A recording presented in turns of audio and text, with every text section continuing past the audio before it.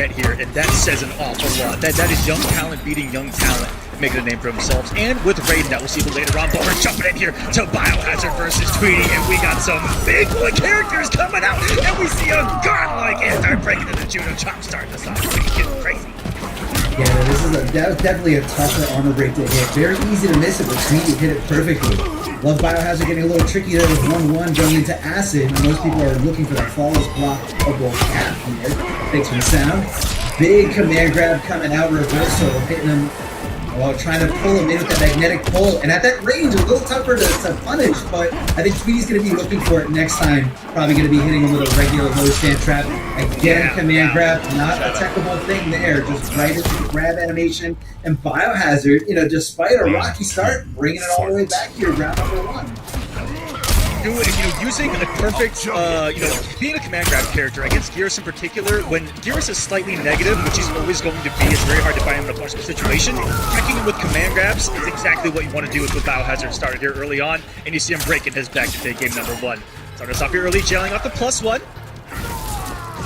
Which was reset, not watching the toes though. Looked like Biohazard was about to try to make his move. Oh, Tweedy challenging, despite being negative after that exchange, says, I'm going to check him. I'm going to give him a reason not to just mash down 1 and assert dominance during this whole set. Wow, that dagger hits so high, but not enough as Tweedy keeping it really safe right there. Biohazard, in that situation, tried to catch Tweedy with that back one, if you saw in the post 4-2-1-2 gauntlet mind game that they have between each other. Tried to check him, trying to jump a command grab. They're playing a lot of mind games there that we're seeing, and so far, Tweedy to assert himself here. And Geras is one of those characters that can avoid those plus frames with their Arma, and that's huge. Only one of a couple of characters that can actually make Kano think. Imagine. Wow, I don't know. I don't like you disrespecting Kano like that. But either way, Kano's getting pushed up against the ropes. Biohazard going a lot of down 1s from both these guys. They don't want to give up their turn. Tweedy just going with the knee right into the choke slam, but that is super punishable as Biohazard is demonstrating here. Very deep jumping 2s from Kano. Again, I'd say it's a higher level tech when it comes to playing Kano. Like, once you have your opponent conditioned and not try to anti-air you, a deep jump into really assert whatever you want afterward. Tries to go for, again, another armor breaker there, but very, very easily mistimed. Oh, that's going to do it here. Biohazard tried to disrespect him off of the jumping right there. Probably thought that he could steal a turn with how high that jump one may have looked, but not today. And a couple of things that Tweedy was using that is pretty rare to see out of a Geras player is the short hop kick. If you saw multiple times, it is, if it's in range, and there's a really big if with that because it reaches nowhere, but it is the quickest, it might be one of the quickest overheads in MK11.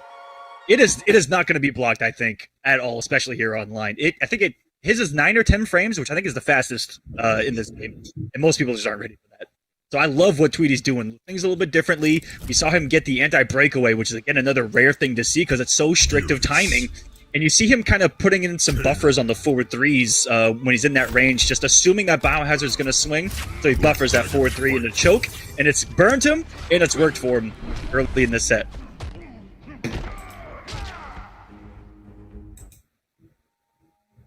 Game number 2 we go. We haven't seen shifting sands at all, and it's going to be a tricky matchup for it. Kano's got the mobility both with his grounded normals, with his specials. Very rarely do you see that come into play here, but always trying to keep it a threat, I think, is Tweedy. Because if you see a Kano trying to do a Kano ball, shifting sands is active, it's one of the coolest things in MK. Yeah!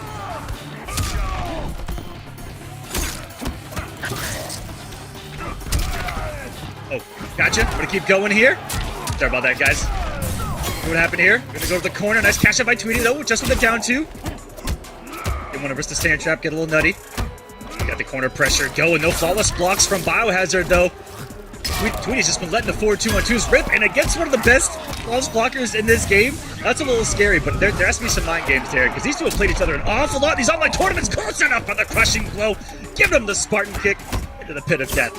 Oh, and there we go. Tweedy a little bit weary of it the second time around, and now we are in a dangerous position. Not going for the break, the anti-break. Back one, Biohazard definitely could have done some damage there if he believed. And these are all mind games that they're playing between each other, ladies and gentlemen. Every single one of those moments is just a rock, paper, scissors, and Tweedy is winning those situations right now, has the health lead, and avoided a very dangerous position in the corner there. Secure. First round. Yeah, you never want to be in the corner against a character like Kano, has access to, acid, able to ignite the fire, and just kind of trap you there for a very, very long time. There it is, as soon as I said it.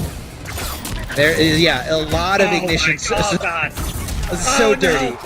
And that's the one thing that you got to do, and it's very, very tough, very specific timing from Tweedy to just get that flawless block up to you and get out of the fire, get out of dodge. He's got all this real estate. He built up a throw coming his way. Look out for the Oki. Gears is going to be right next to you. No splash. Instead, going with the down 4, most likely trying to bait a wake-up, but Biohazard just one throw away. Decides to give him a command throw to secure that lead, and that was going to be a very, very tough loss if Biohazard did lose at such a huge life lead. Oh, that was a scary situation. Cornered against Kano, and for Tweedy to almost bring that back is sensational. I'll put up around a piece here. And checking those slightly negative frames differently every time is Biohazard. Doing that back one to catch the jump, bring the command grab, and I love the mind games here. But we got a couple of down 1 mashers here, and of course both of these characters can do it. You've got 6 frames, and then you've got down 1 guess again for your life on the other side. Yeah, and you're always going to see a nice check here from Biohazard with back 1.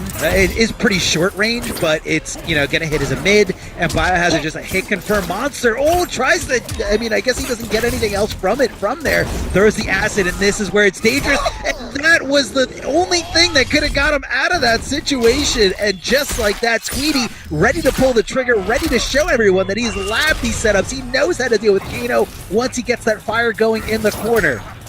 And Tweedy doesn't want to find himself there. He's got no health, and he just gets sucked in like that. Biohazard hit confirming with the animation and just going with a regular, leg pickup. No problem at all. Biohazard, all business. Getting back to this 1-1 game here. This is going to be a really, really good set. Tweedy setting up for a classic already.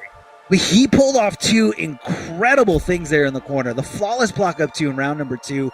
And then at the end, using that fatal blow, which is super, super, super unsafe, as the perfect call out. But you got to keep that in mind in terms of the mind games going into this next game. And if Biohazard gets him in the corner again, is he just going to block and bait out that fatal blow, or is he just going to continue to keep that pressure going? So Tweedy kind of showed his hands in the sense of I showed you what I know about Kano's corner game. And from here, it's just where do the Yomi levels go? Are you gonna think 1 step ahead, or are you gonna try to think 2 steps ahead of that? Let's see how it pans out. And there's other tech that I'm waiting to see if Tweedy knows in the corner with this variation of Kano. Which, by the way, since I've seen this variation of Kano, I've been disgusted. This character is playing a different game sometimes, but a lot of Biohazard's damage, outside of the corner, has come from either raw command grabs or raw pulls, and that goes to show you how good Tweedy's defense has been this entire time as well. Oh yeah, it's definitely all these little things that he's hitting in the neutral. I love Tweedy tucking under that spit string. A lot of players just kind of settle for down 1 or down 2, but Tweedy taking it a step farther, taking it to the next level, and just making sure he gets a lot of damage for it. That was plus, by the way. When he did down 4 into the command grab, and he got hit by the down 4, it's still Kano's turn. I just want that known. Very good tick. It's a very good tick, and Biohazard just like that, ducking under that throw attempt, cashing in big time here as Tweedy. Tweedy got read like a book here. Forward throw. He tried to rob him right there, Arma. He wanted to go right into the pull fatal blow, which that doesn't scale whatsoever. That was a pure robbery attempt by Biohazard, but it was also an anti-flawless block setup, I believe, doing the low into the pull right there. So there were some mind games even there. That could have been different. And there's Tweedy. That one was not in range for a buffer. I think he just threw that one. That was savage Tweedy coming into play. Hit the side switch. That's a good day at the office. Oh yeah, it is. Good call out here. Biohazard going for that far string here, trying to make sure that low does connect. Oh, no armor breaker coming out of Biohazard. That could have been very, very dangerous stuff there for Tweedy. Trying to check him with the shoulder. Biohazard with a reversal back throw, cashing in big time with that crushing blow. A lot of damage, 30%, but Tweedy on the offense again. These guys are neck and neck, down to almost nothing. Wow. And look at that, being able to recognize as soon as your opponent's feet leave the ground, go for that sand trap. Make sure you get, that free attempt of trying to get some good damage. Nice throw here. This is going to put him in a one-tap death situation. What's Biohazard going to do on the wake-up? Just delays it into nothing. Resets the neutral, and what a forward three again from Tweedy. I mean, if you want to see... Oh, no. That's a murder. Is he fleeing the scene, or is he... Okay, he's just going to sit here and be proud of it. What an animal Gears is. But that forward three, if you want to see, like, the blueprint on how to use that, just watch Tweedy play the game. It's incredible. Anti-air, safe if you don't overcommit, right? If you don't buffer in that that choke. But if you are at a certain distance, that is a smart thing to do if it'll catch someone pressing buttons. I'm loving it. Anti-airs, the conversions have been there the entire time, and the defense has been incredibly solid. It's been hard for Biohazard to open him up mid-screen. When he's gotten into the corner, absolutely. Mixed City, population you, Tweedy. Yes, again, have a nice day. But mid-screen, he's been dominant. Yeah, really good. And that forward knee there coming from Geras, I think a lot of it attributes to what Kanos like to do when they jump to the air. They like to kind of buffer in Kano Ball and try to react to somebody, either jumping back or trying to move. And when you have that knee, you kind of close the gap between, yourself and that airborne Kano. So that's the perfect move to kind of stop Biohazard from, just kind of aimlessly jumping up, looking for some kind of movement. Yeah, just to piggyback off of that, it's something that's rare in Mortal Kombat 11. 4-3 has active frames, and that's what you want. That's what meets your opponent in those situations, right? Because if he jumps, he's going to go into the active frames of that 4-3. If he's on the ground, he's going to go into the active frames of it. He's going to be safe either way, which is so smart. Good implementation of that normal. Yeah. And you can see again, what Biohazard is doing. Oh, what an armor break there. Back one. Probably one of the best armor breaks in this game. Like, you can't even downplay that at all as a Kano player. Leads into a combo, breaks the armor, can combo into fatal blow. I mean, that thing has everything. Literally anything you want. The old school 50-50 by Tweedy as well, and the answer from Biohazard on, I think that's what, -2 or -1 on the 2-4 string. But beautiful call out there by Biohazard. Oh, tried to get cheeky with the pull off of the dagger, and he gets the neutral jump kick, holding north. Gets him out of dodge there. Biohazard stays alive. Round 2, fight. Sometimes you just gotta hold the north. Looked like Tweedy might be trying to build up, I was going to say try to build up that crushing blow requirement, but he did find a successful hit. Biohazard with the wake up. The one time Tweedy didn't try to, go for the down 4 setup. Very smart. Biohazard lost out on a lot of damage in the previous rounds, if you remember, Arma, where he got that launcher and he never did the armor breaker, which is just guaranteed damage. This time around, he's only gone for the back one, and he's only cashed out, which has worked out for him. Oh, yeah. I mean, it's the decisions that you make sometimes. You really got to learn how to just bask in the glory of it. With Tweedy finding those feet, not being blocked here as Biohazard getting tripped up. It's the back one as Tweedy tries to advance forward, and right now Biohazard's sitting pretty comfortable. Got a pretty good lead, but he's got to watch out. That fatal blow from Tweedy can connect and make the difference here in terms of who's got the life lead and who's got this round. So I guess that's why Biohazard's kind of trying to move in, trying to, shut off the real estate for Tweedy to move around the stage. Tweedy decides to jump in. Oh my God, there it is! Pulls off the fatal blow. The air-to-air exchange coming out of Tweedy. Biohazard, I think he played it right. He was very smart. He wasn't going crazy with the daggers. He wasn't jumping like nuts. And then that was an injustice move right there, Arma. Instant air to jump air. One snipe. Oh yeah, instant jump one air to air. That's the injustice player in Tweedy for sure. I love it. Definitely is. It definitely is. It's a match point. What a jump by Biohazard. I feel like that could have led to more, but I think Bio wanted the corner more than anything there. He wants to set up that lighter and go to town. Yeah, I mean, I'm surprised he didn't go for amplified acid, and maybe he thought it might have been too obvious. We're going to do a side switch. Yes, we are. That special animation, the knife stab as your opponent is down. Flawless block to flawless block. I mean, these guys are going nuts right here. Forward throw. Just incredible level Mortal Kombat, these two. The implementation of everything that you see from the ground up. I mean, you look at the last three NRS titles. That was smart there from Tweedy, ducking because he knew in case he did amplify it, it was going to flip over the other side, and that makes punishing that. Oh, he missed it! Oh! Oh my god, that may have been a curse right there if he would have gotten the splash. The forward 1+3 crushing blow could have been enough, but instead we're going to a game number 5, baby. Oh, what could have been. Oh, that one drop. Tweedy was about to do a cash out of cash outs in that corner, and Biohazard given a gift from the Elder Gods here today just to extend this match. And for all of us watching this thing, I mean, this is just a gift for us too. It definitely is. My jaw is on the floor. I can't believe Tweedy dropped that opportunity. I don't know what exactly happened. Maybe he thought he was a little bit closer in the corner than he actually was. You know, and again, sometimes the way that the characters fall, you know, you don't think you're going over the other side, but Tweedy definitely wanted that crushing blow requirement that, you know, requires you to be in the corner. And that could have been very close. Like you said, Aquaman, I think this is death, because you knew the setup was coming, and very, very unfortunate for it's Tweedy, tight though. but it definitely is. And online, like there could definitely be just a frame or two of part where that's how strict some of those combos are, where you truly have to interact with the hurt box of the opponent perfectly with the frog splash in order to get him to turn a certain way in the corner, and you have to time that forward one, and it just gets all kinds of crazy. Yeah, no, I can definitely see that. Biohazard feeling really comfortable right now. You can kind of just see it in his approach here as we are moving quickly over to the left side, keeping it nice and safe as Tweedy didn't, you know, wasn't in a position to let that flip over the other side.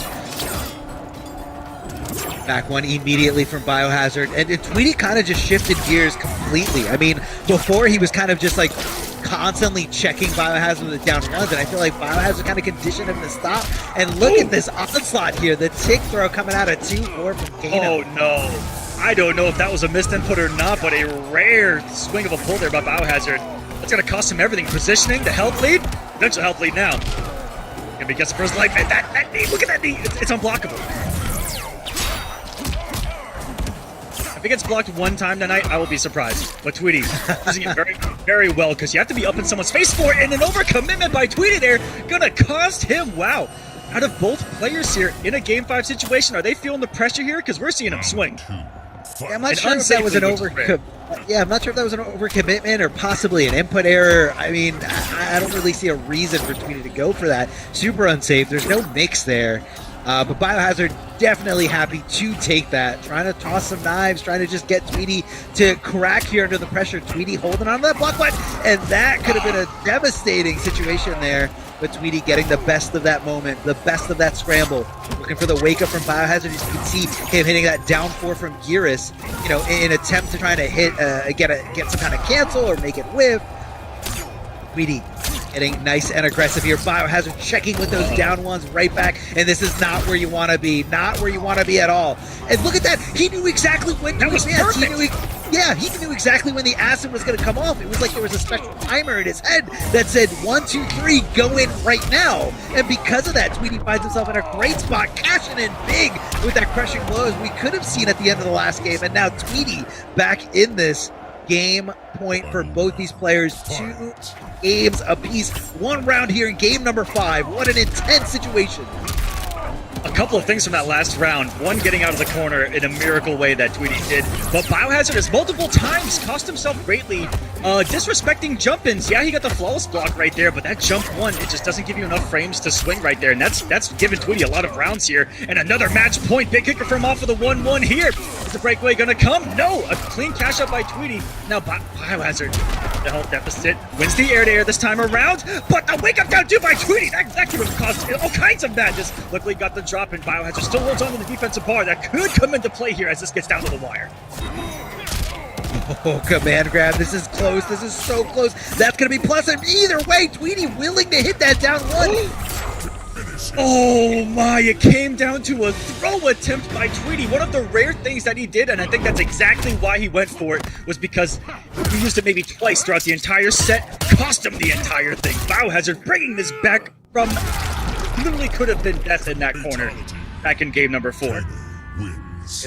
Could have been, but you always got to take those, and it's all you got to play both sides to it. When luck is on your in your favor, or when something just, when the elder gods grace you with something, another life, you got to know to take it, ignore it, and just keep moving forward. And that's on both sides. Whether you're the victim of a commentator curse, like what just happened there, or if you're the beneficiary of a commentator's curse. You got to roll with it. You can't live in the past, and you got to keep moving forward. But unfortunately for Tweedy, he's going to be going down to the lower bracket, and Biohazard got a nice ticket into winners finals, where he is now guaranteed at least top here, and that's a vote. That is a lot of points here, trying to solidify that spot. Some good seeding here for the top 16 sub-regional finals. There's going to be For Biohazard, he was sitting in 5th place, I believe, before this event even began, and Honeybee, his brother, sitting in 1st place. They're just soaking up those points right now. With only 2 more weeks remaining, they're going to be sitting pretty here. And, Honeybee sitting in 1st. I want to talk about this as we get towards Honeybee's match down there. But I want to bring something up because I've seen it before. Kombat was in 1st place, if you remember, and did really well in the first couple of weeks, and just kind of sitting by, knew that he was secured for the finals pretty much. He actually did the same exact thing, or close to it, with one of the series I ran, the Coliseum, where he got those points really early, and then sat back and chilled before the finale, had a much lower seed, and then didn't do so hot in that finale, and I really worry that we're going to see the same thing out of Kombat here in the Pro Comp, but Kombat was also, looking pretty good recently, so we'll see if that form is going to be sharp. Yeah, I mean, it definitely comes down to, what you want to do once you get those qualifying points. Like, do you want to keep going? Some people like to, hold on to their cards, keep whatever tricks they have up their sleeves away from everyone else. But other people really love, testing the waters, seeing, is my new character ready to, roll with the best of them? But we do have the next match ready for us to roll here. Again, continuing here on the winner side. This is the next round 1 winners. Yeah, what do we got here? I mean, we got Deadly Rebel, the Mighty Unjust, and we got Mighty Unjust rocking the Joker, keeping it nice and solid. Deadly Rebel, if you guys have not seen this variation of Frost, grab some popcorn, sit back, and enjoy the show if he gets going. This is setup, mix, just disgustingness if it gets going. Well, how much experience does Unjust have versus this? And I think that's what this is going to come down to, because Rebel's been on a tear, going through hijinks, going through show-off to get here. There's been great tournaments as well lately. Here we go. Yeah. On the winner's side of this top 8, it's Joker versus Frost.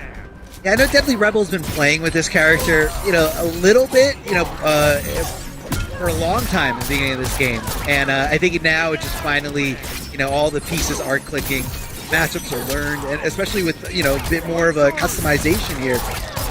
Now, I know when Frost players talk about this, the head roll customized move in particular, a lot of them say it's a gimmick, but let's see if Mighty Unjust knows how to deal with it or not. And Deadly Rebel has been known to be a setup character player for pretty much the entire time I've known him, playing that duelist Liu Kang back in the day. You, of course, got the Collector, and one of the few that, was using those bombs. And speaking of bombs, you get one working here. You need to guess right there in that situation, Arma, of holding pressure or throw into a full combo. That's what's deadly about this character. Couldn't get the second jump, a little too close. That changes depending on where you are on the screen, but you can double jump those gunshots for a full combo punish, ladies and gentlemen. That's a very tight double jump. You have to be on very, point. very tight.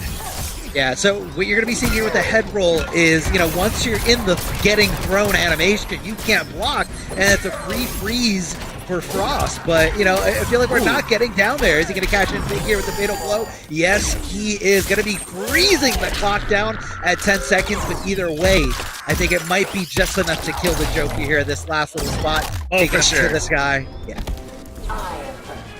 That was 40%. Frost 40% Frost is one of those his health. low-key ones that does just a ton of damage when they rarely see. Looked like he started something up there.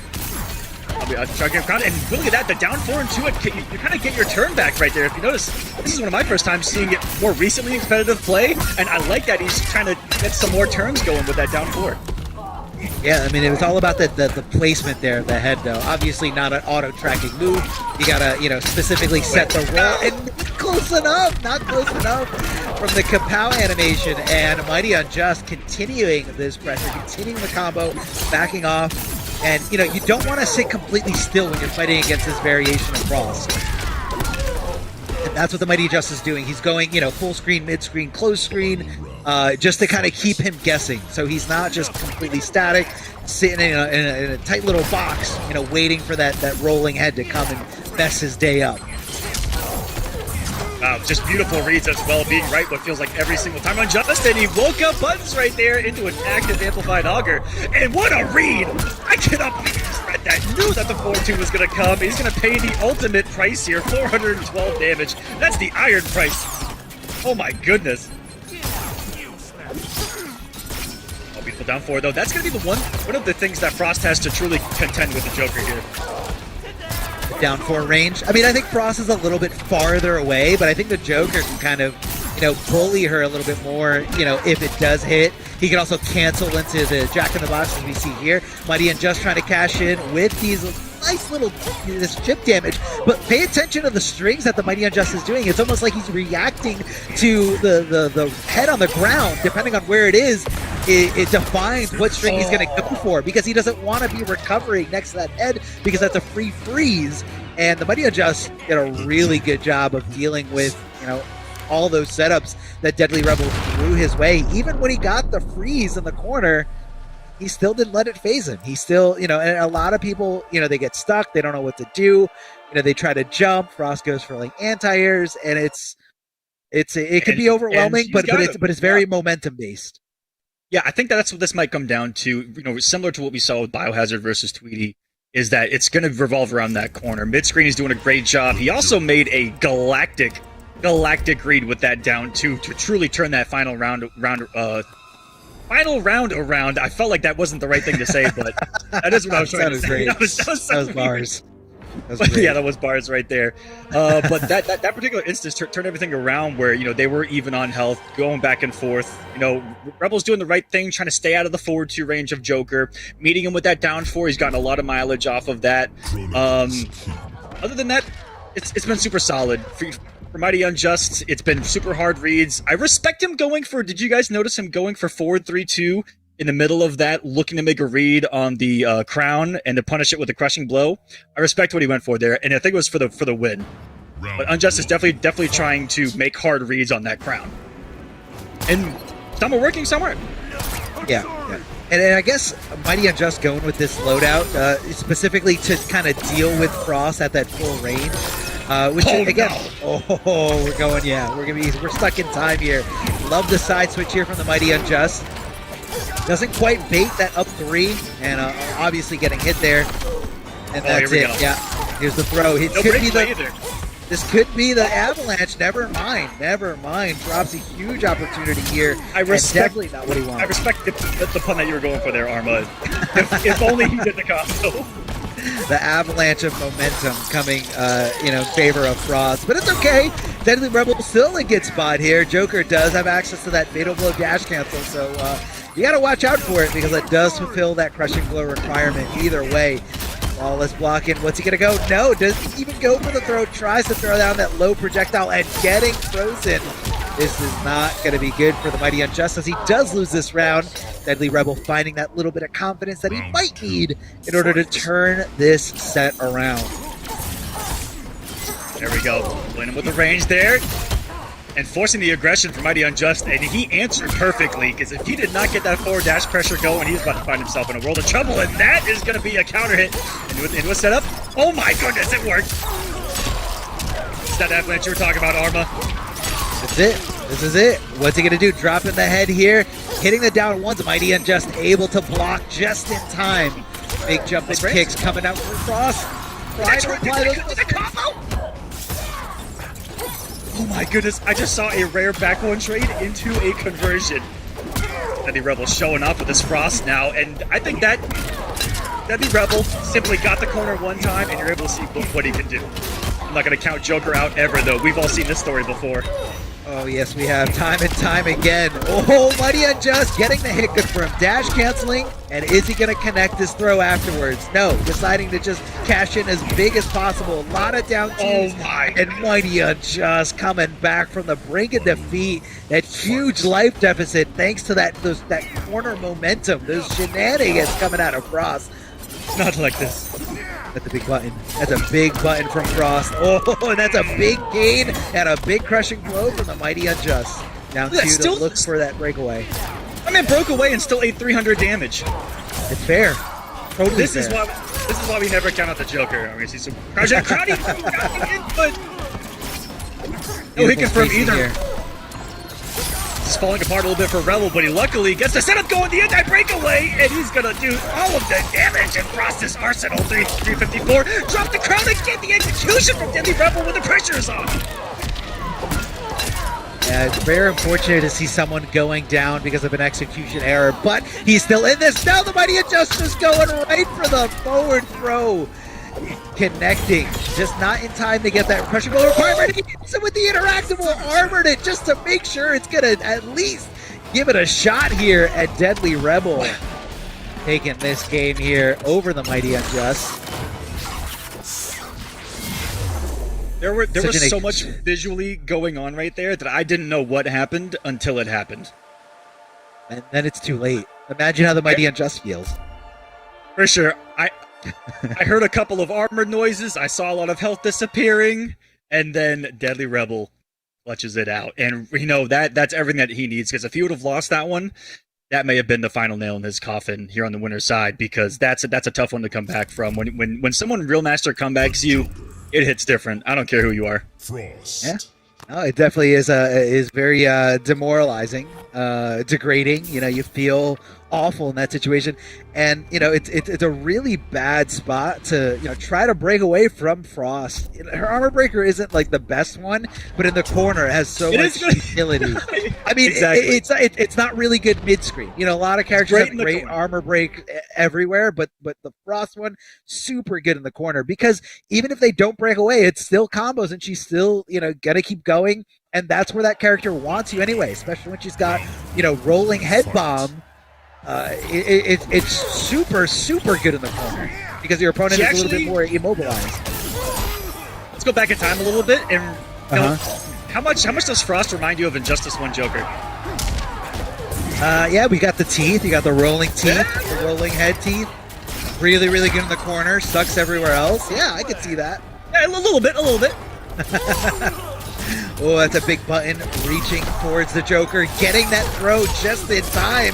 And the Mighty Unjust, because of the animation, goes for a ride. Where we're going to see the avalanche of momentum. Drops the little ender there at the end.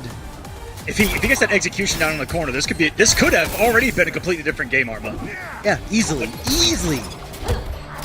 Thought that the Amplified was going to come. He actually mixed himself up right there. Exactly. No need to do that. But you don't want to get too predictable. Love the pickup. Love the execution here. And Deadly Rebel continuing with the string as the Mighty Unjust tries to go for the wake up button. What a throw tech. I don't know which way he was trying to throw, but Deadly Rebel guessing correctly here. Look at the space control here from Mighty Unjust. Even though he doesn't have a life lead, I feel like he can avoid more. Never mind, he's not avoiding that. I was gonna say he can avoid a lot of things that Frost is throwing out as long as she doesn't amplify that. But just like that, he didn't have a lot of options. Time was running out. There was only like 15 seconds left. Rolling head, Mighty Unjust continuing to go for this. Wants to just get those trades with the high Batsy Q view. Because no, not where you want to be. You don't want to be next to that rolling head when it explodes. Tries to hit the throw, but the Mighty Unjust with a really good backdash. And here we go. This is it does have the bar, so it's gonna be a needleless knockdown into the head. You still gotta guess here, and he guesses wrong, and here we go. Momentum. What's gonna be next after the crowd decides to get off of there, but he punished him perfectly. Textbook punish coming out of Deadly Rebels that I know for a fact you're coming off that interactable, and it has a lot of recovery, especially on whiff. And when you got buttons like Frost, you got an easy way to go in for a punish. Deadly Rebel taking the lead here over the Mighty Unjust. I mean, that was textbook right there. The execution finally we saw there in the final round when he needed it most, and it was almost full screen conditioning. He kept throwing close. I forget what is it called, cryogenic crown. I keep wanting to call it a head, but let's just call it the crown. He kept putting that close and then closer mid and then following it in, closer mid and then following it in against Joker zoning, and then he actually called out the Mighty Unjust to be comfortable enough to shoot a projectile right when he wanted to, and he put the crown. Finally, he did the far one perfectly, and that set up everything for Deadly Rebel. Put him in the corner, off of the meter, and then this mixed city population nuke, bro. That was awesome by Deadly Rebel. Mighty Unjust needs to turn this around, and that's all he really needs to look for. Never mind, it's not going to matter. We got Kano coming back on the screen. It's biomagnetic pull, lumbar check, and chemical burn. It's time to mix. Yeah, I was actually wondering what kind of loadout he was going to have. So this is pretty, common. This is what you're going to see a lot of top-level Kanos rocking. Biomagnetic pull, really good thing to just kind of throw, keep your opponent on their toes. Lumbar check for the mix, and the acid because it's just too good in the corner. Oh, it's that big overhead, but of course doesn't have manhandled equipped to continuing blocking that low head and just trying to back up here.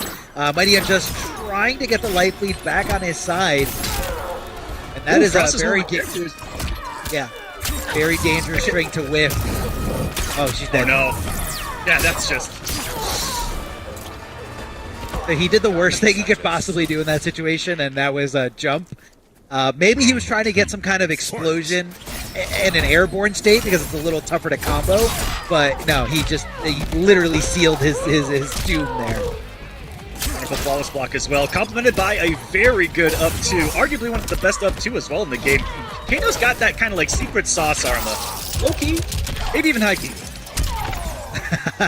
Up 2 is definitely not on the list of complaints from Kano ever, but this is a really, really solid character. Nobody can deny that at all.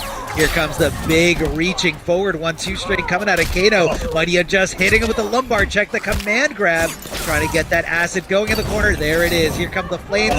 That's move forward, you're gonna blow up. Don't move forward, you're just gonna blow up. That's just wrong. That is just absolutely wrong. I had that happen to me the other night. There is... It quite literally takes... Yeah, it takes the wind out of you. You're stuck there. He sucks you in and pulls you into the fire. He pulls you into your own death and demise. And this is why the Mighty Unjust has gone Kano. We've simply seen the strength of this character, not just in the past couple of weeks, but Biohazard's been putting on display for quite some time. And it's only gotten better with customs and those players finding out about this particular variation, just hitting different, it feels like, Arma. Yeah. Biomagnetic pull was a move that was not included in any of the tournament variations prior to custom variations being unlocked, and that kind of it changed things a lot. A lot of people didn't want to give up manhandled because you got the overhead that does like twice as much damage, but biomagnetic pull is just so good. It just took a little bit of tweaking. It took a little bit of people to get kind of figure it out, and especially against characters that have limited ranged moves. It's such a good why not move to just kind of throw out there. If they get hit, cool, combo. If not, it's really difficult to punish, and you just kind of keep them on guard. It gives Kano a really good punish as well for a lot of these characters that could abuse certain, pushbacks against Kano before, and really only having to worry about Kano Ball as your reversal. Now you got to worry about that pull and getting full combo launched for the same exact situation and max distance. So hard for a lot of characters to deal with, and Unjust has already abused it back-to-back here to start off another Game 5. And by the way, back-to-back Game 5s. Welcome to Mortal Kombat. That's right. A lot of good talent here. Nobody wants to take anything lying down here. Oh, doesn't get the pickup there, but either way, Mighty Unjust just going on a tear. Look at that patience, flawless victory round here. Mighty Unjust now on set point, and he just waited. He didn't overextend. He didn't overcommit to anything. Just waited. Says, all I need is a down one. Oh no, this is awful for Frost. This is not a good situation you want to be in. He's burning. It's definitely burning. What an answer here! Hold on, that was a Mortal Kombat X conversion right there. That was gorgeous. Double down one, and even harder post-patch when they got nerfed. Oh, the plus frames. It's flawless block to get the turn. That was gorgeous. Yeah, I love the juggle there. You got to know exactly when that's coming off. Here comes Kano Ball as if it had invincibility. all the way from downtown, and that was just the right call. Trying to throw some interactables, trying to freeze Frost herself. Ooh, he didn't think he would go for the whole string, so he tried to call out a stagger. Both players have fatal blow. Never mind. Getting lumped and split in two. Mighty Unjust taking it over Deadly Rebel in a really smart switch over. I mean, I saw nothing but control. Once he went to Kano, it almost looked like Frost had no options to deal with a lot of the things that the Mighty Unjust was dishing out. That's one of the biggest things that came into play is that you cannot, as a character like Frost and as a playstyle that Deadly Rebel likes, that's all about reading where your opponent is and trapping them. You can't trap Kano. That character can do whatever he wants when he wants, pretty much, and there's not much you can do to stop him. And so yeah, it's really hard. It's really hard to put out those crowns, in the neutral when he can just boop boop and then Kano ball you, etc. Or as we saw, Bio pull you into a lot of damage, and then put you in that same exact situation that Frost wants, only with what feels like even more of an arsenal at his back. And you saw that Frost is one of the characters that can crouch the forward one string to avoid those plus frames, and even characters that have that, they still have to, you saw at the end, there's still a mix-up, and there's still always going to be some respect that you have to have, because just the stagger into the command grab, perfection out of Mighty on just catching him in some respect right there, because you never know if he's going to forward one cancel, and then, forward one pull, and then you're GG's anyway. So many mind games there. So many mind games. There's a lot of mind games. There's a lot of things that you can cancel into. You can also cancel into Acid if you want to try to keep it a little bit more safe. Acid, obviously, you can punish if you make it whiff the right way or flawless block it, but you got options, and that's really what it comes down to.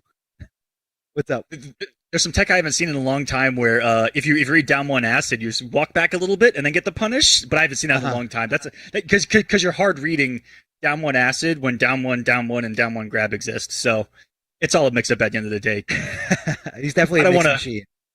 I don't want to up too much on the stream, but pretty good character right now, guys. Super good.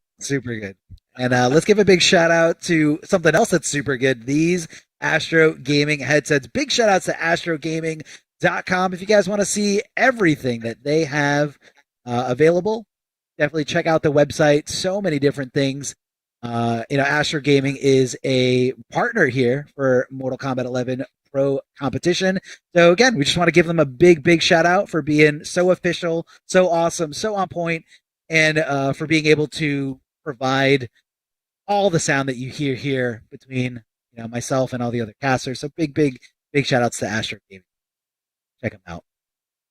Yeah, I've got both the A50s and the A40s here, and they are fantastic. The A50s are the wireless ones, and if you guys like them wired with the mix amp, go for the A40s. Wonderful products. Check them out. They've also got the like in-earbud ones, and like I kind of want to try them out. They're pretty sexy. I see a lot of streamers rocking them. Hey, it's a good setup to just kind of have and bring whatever you have at home to the next level, because there's nothing above it. And we're what do we have next? Here. Yeah, we're jump to the lower bracket. Hijinks and Honeybee, and we talked about that run that Hijinks had through the losers bracket over Gur and over Kerbalicious back to back to make top 8. Those are two monumental wins, if I say so. Oh yeah, no, two really good competitors. If you're looking at not just the history of this game, but the history of many NRS games. Kerbalicious going all the way back to MK9, and even Gur going all the way back to Injustice 1. It's definitely a tough win, and those guys just kind of stayed even sharper here for MK11. And like I said, it's a very tough region to shine in. A lot of good players here. A lot of, just in general, a lot of players, a lot of population here in general, which is why, this region is so tough. But, that's how you pretty much sum up what is here in Hijinks. Incredible. And he's going up against Honeybee, who, we saw fall earlier to Tweedy, as you mentioned before. I'm sure that was on somebody's stream. Got a swarm hidden in there, huh? This one will be pleased to show you. Let's keep it locked up, shall we? Honeybee doing it for the hive and doing it for the points right now. Honeybee is one of those guys that just stays grinding, and you know that he wants that #1 seed, and he's already got it by 70 points right now. And on the other side, we've got Hijinks, who is currently in 4th in points.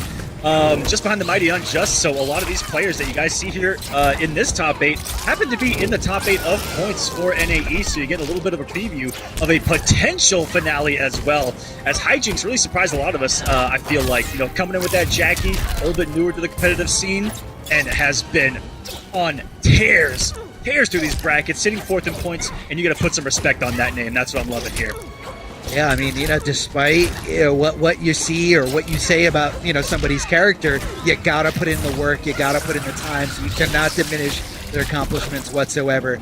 Honeybee trying to, you know, shut off a little bit of, you know, breathing room here from Jackie, but she's always just one leap away from, you know, making the connection. Tries to swing after that up 3, but I believe that one is safe on block.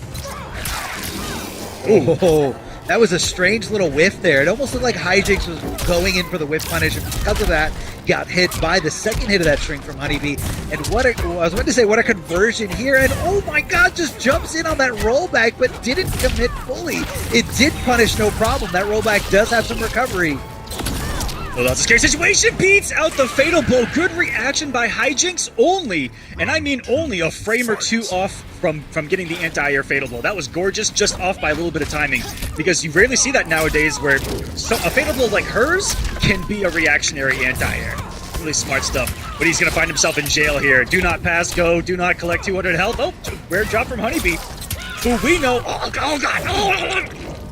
Yeah, it's going to be a lot of damage here. Going to be left in a restand situation. Going right for the smoke bomb afterwards. Keep going, Honeybee.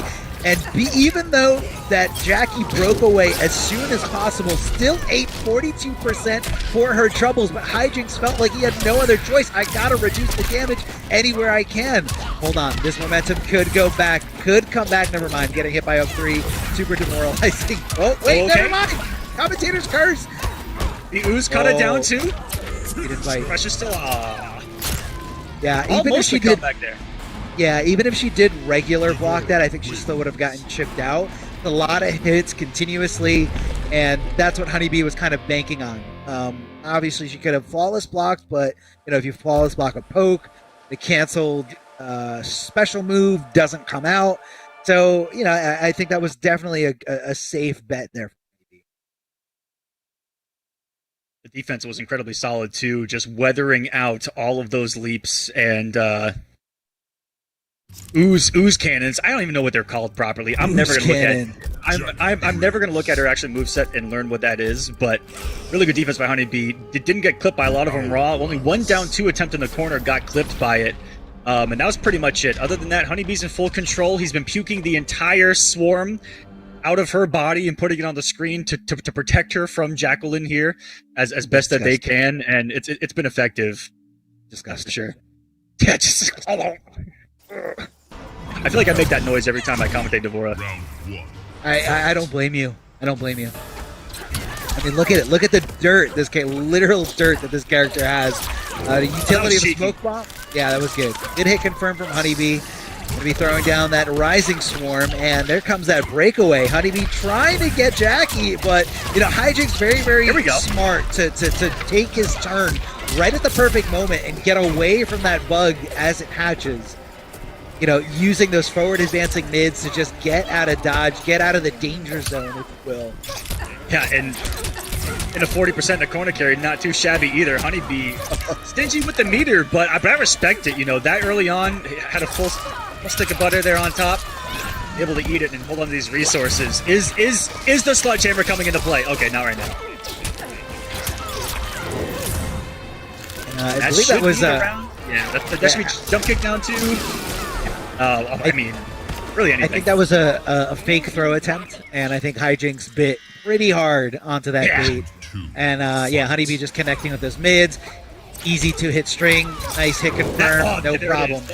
Yeah, it just did it again, and that one gets me too, Arma. That looks like a throw every single time. Like throw's coming. Not like this. Being disrespectful there was Honeybee and a lot of hit advantage, but it got him out of dodge. Honeybee's net, you know, one of those guys that is not afraid to disrespect you, and that's what I love about it. And you're leaping to your own death right there. give me another 30 something percent before you can even break away. Yeah, even more so. Is the breakaway going to come again? Because he ate 42% before it. He's going to eat every single bit of it into the setup, and that's all she wrote. Honeybee just always thinking ahead, and I'm loving seeing Honeybee play Devora again. You know, as a fan going back on Millennia, watching him with Flash or Devora is just competitive NRS history to me, and I'm loving it. Put me on the dollar menu because I'm loving it. My first memory of Honeybee and Devora was the premiere of MKX, not the official premiere event or anything, but it was at I believe it was Toryukin, and it was the first like MKX major, maybe like a week or two after the game came out, and Honeybee actually won the entire event, even beating a tester from the NRS from the NRS office in a crazy grand finals between Honeybee and PPJ, and I believe it was a Devora mirror match, if I remember correctly. But that was like the day that I think Honeybee really fell in love with Devora, when he was able to beat everybody at that tournament. There was a lot of people at that tournament because everyone was, hungry for competition. From experience versus first events versus testers, it has to be a great feeling. Just a great feeling. And the fact that he kind of turned that into part of his, wow, that anti-air was disgusting. You know what? I'm just gonna he just took the words out of my mouth. Ooh, big dash punch. I guess normally a lot of people don't want to come off those resources, this early into the game, but Hijinks needs that momentum. Hijinks needs to feel like he's in control here, because this has all been Honeybee. Very respectful, not trying to, swing at a turn as Honeybee, but Hijinks ready to hit those down ones whenever he wants. Oh, jump back. That's disgusting. When you have a jump one like Devora's, jump back one is going to cover so many options. And he's been doing this for multiple games because she had the same exact game plan going back to X. And that converted still, and Hijinks could have gone for the fatal throw, but overextended on the resources there. A little too carried away with the oozes and walks into the active Alpha Pauser Rush and the throw. Oh! Enough for the kill though, 1-4. What's on the babies? It just has to block this point. That was so smart at the moment! I didn't even see the teleport come, it was so fast! What the world? Holy so crap, it was super smart that she... instantly. Oh man, it was super smart that he leaped out of there, but I think Honeybee was already kind of considering that option, that possibility of getting out of this setup. Oh no. So he comes in with the teleport. Big, drop here from Devora. Bug not coming into play here. Forward throw from Honeybee. That's going to be an anti-air. Good conversion coming out of Hijinks here. Regular forward throw, no problem. Yep. Honeybee trying to get back into control here, trying to control this situation, trying to stop Jackie from jumping all over the place, and just looking for some kind of stray little projectile here. Oh, there's the connection. There's the hit confirm, the good stuff for all you Honeybee fans out there. Big jump and kick to make sure it hits as much as possible. That's gonna be all she wrote. The throw range was insane, but I think it was because Hijinks put out the down one, and it extended that hurt box out just a little bit.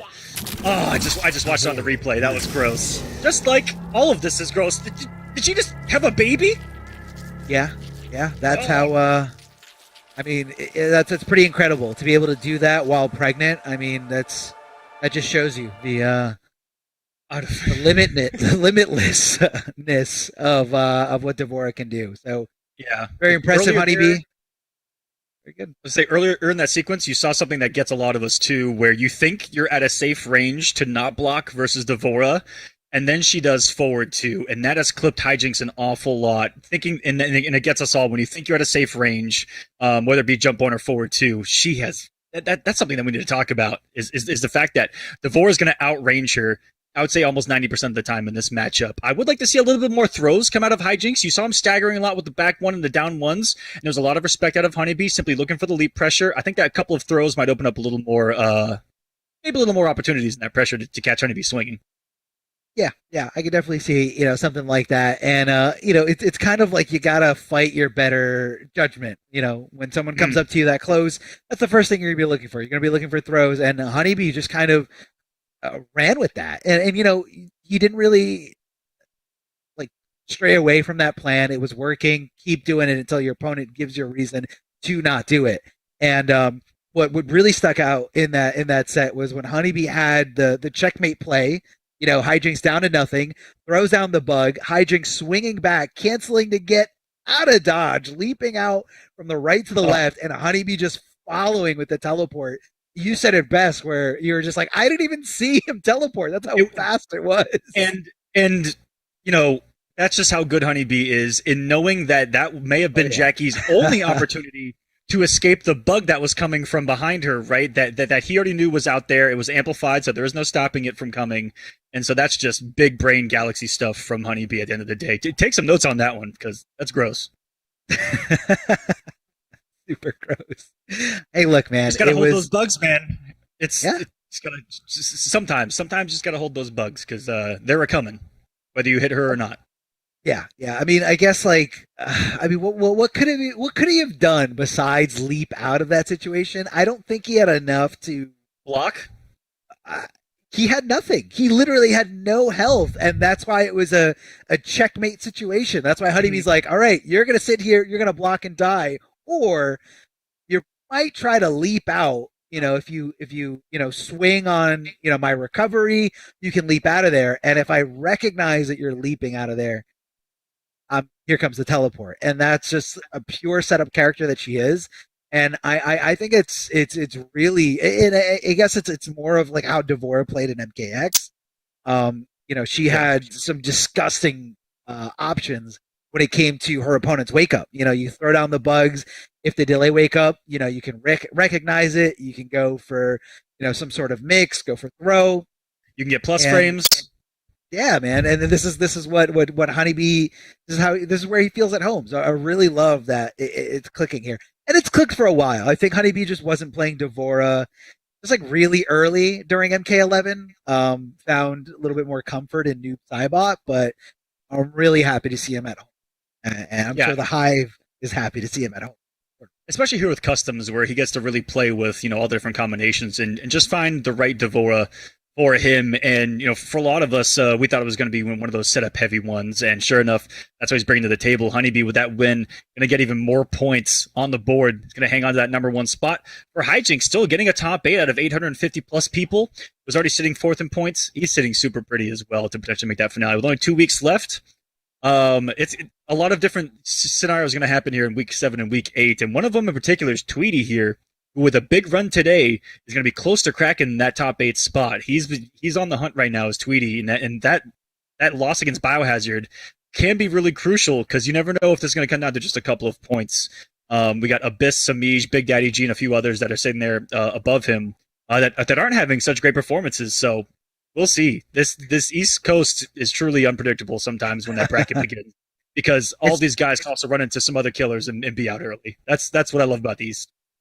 I mean, it's a super strong region, and again, some people are kind of also contemplating that there are some big names in this region that aren't even, haven't entered yet, or maybe everyone's thinking that they're so good that they're going to enter maybe just the last 2 weeks, get good placements, top 3, top 5, and qualify for the region. But that's a very scary thing to do. You can have an off day. You can have, and again, when it's coming down to the wire for guys like Abyss, Samij, Big Daddy G, like you said right now, you don't want to be in the path of some crazy and you're in their filler. element. Like they're in their element here online. If you've only been playing offline and aren't completely warmed up for an event like this, these guys have been through the gauntlet every single week. Right, of 800 plus people, just 1,000 plus in a couple of them, grinding this out. And so that's why these guys are so deadly from top to bottom when we look at the leaderboard in points that you guys can check out at compete.playstation.com. We get into our last match of round number 1 here. On the loser side, it's Pulse versus Plural Might. Plural Might, one of the Raidens of the world, and showing off here early on. That beautiful purple outfit, too. And then we've got Pulse rocking the Kung Lao, something we see from him from time to time. Yeah, I think we see a little bit more Kung Lao than Aaron Black, like we did in the early days. Pulse, a really, really strong competitor, though. You can see that he's not a super loyalist, though. Definitely willing to pick whatever he needs to pick to win. Whereas Raiden, we kind of see it on the other side. A lot of people say Raiden has a lot of problems here. Oh, what a teleport there. The call out from Pulse. Ready to swing as soon as Raiden appears. Oh, drops a little ender there at the end. And it looks like up close, it is all Pulse, just kind of continuing the pressure, the down ones, the right calls, keeping it going here. And this is super solid out of Pulse too. Knows that he does not have to do anything. One of the biggest strengths of Raiden is catching you moving and catching you whiffing because of that teleport. And Pulse with the smart of smarts to just sit there and do nothing. And I need to take note of that because that's how I die against Raiden. But that was so smart. All you have to do is let Raiden do his thing, and if he teleports close to you, press it down 3 like he did. Even if it doesn't punish, just check him because most of the time they're going to swing with a back one just like that. Yeah. I mean, you got to have the life lead first before you can say don't just do nothing. Oh, calling out that up 3 on Wake Up. What a throw escape here coming out of Raiden. Continuing the pressure, hitting that overhead. An overhead ending string. Ooh, Pulse coming up for a throw, no problem. It's put all the way back, trying to close the gap there. There's the hit confirmed. Cashing in big time here is Raiden. Ooh. I actually think that, I don't know about the forward 2, but I know that forward 4, some of those lengthy normals that Raiden has are pretty cheeky on block, minus a couple, I think plus on one of them. I mean, and that's plus frames as well. And wait a second. I think what complements Raiden the most in the neutral or in the footsie game is his walkback speed. His startup on his walkback speed is insane. It's you might complain and say his buttons aren't great, but you gotta use that walkback speed. Like it's so good, so fluid. Would you agree that this character is like one of the few where it feels like he's built around whiff punishing? Oh no, 100% agree. 100% agree. This character is all about whiff punishing, all about playing patiently. Knew that Pulse was going to be holding on a block right after, that teleport coming in. Pulse checking him with the down 1, tries to hit the down 2. That could have been devastating for Pulse if he got himself whiffing there, but luckily only took a down 1 check. Pulse has been really good on reacting to these teleports as well, especially online, where it can be a struggle. Nice conversion out of Plural Might. Are we going to the corner? Yeah, I don't think there's enough of a launcher to get the Superman himself in the corner, though. It doesn't matter when you're Raiden, you just boop, boop, boop, boop, and you're gone. Peace out, I'm gone. See you later. It probably wasn't the proper sound for it, so my bad on that, but hey. I knew what you were talking about. Oh, I forgot that he filled that crushing blow requirement. Flawless block that to make sure it didn't chip him. Now this is going to be a bad spot here for Ploromite. That was a Hail Mary. That was 100% another Hail Mary. That was like a triple Hail Mary right there. He put it all on the line. Really smart by Pulse. I think that forward 4 is like +1 or +2 in that situation, and I think that's where Pulse smarted up and was like, I'm not going to fall for this. I'm not pressing the button. I'm not going to die. And luckily, it was Plural Might that's going to pay the iron price for going into a down 1 Storm Cell there. Yeah, no, he was definitely looking for like knee into I respect any kind of hit confirm or maybe a fatal blow, and then obviously you're going a little crazy when you go down 1, cancel into a very unsafe, a pickup or a combo launcher. I can think of the word launcher, and Pulse just being real patient. Pulse, despite how a lot of players play in this game, he is definitely one of the more patient players. He doesn't like to swing out of turn. And when he was playing Aaron Black, he very rarely went for things like slide or back 2 slide. Just kind of prided himself on the fact that he can outpatient anyone. And that's what you're going to be seeing here in his gameplay. There's a nice swing there, Pulse. Not having the option to break away early. Just like in the previous patch, Raiden gets a little bit of that guaranteed damage now. Part of what's made him a lot bit more solid of a character, I feel like, more complete of a character. Because Storm Cell, I feel like you have to have Storm Cell. That is one of the unfortunate things about the character in order to be at a competitive level. You just need that damage. The rest of the variations, the rest of the moves do really cool things. They're super swaggy. I use them, but they do nothing. Like, as far as damage, right? Gonna find some petty damage here, and the corner. Just knocked down 311. And into what I think are some plus frames off of that kick, if I'm not mistaken, Arma. He's got a lot of plus frames too. Forward 4, the amplified regular electric lightning shot. And power jump. Yeah, you can't stop when every time you get a drill to the face. Big jump in here from Pulse. and decides to go for a throw, knowing that his opponent's looking for, continuing pressure here. And he's kind of changing it up here, relying a lot more on throw. I wouldn't be surprised if I saw another throw. Yep, exactly. Don't do it 4 times. Don't do it 4 times. Don't do it 4 times. Yes. He did it 4 times.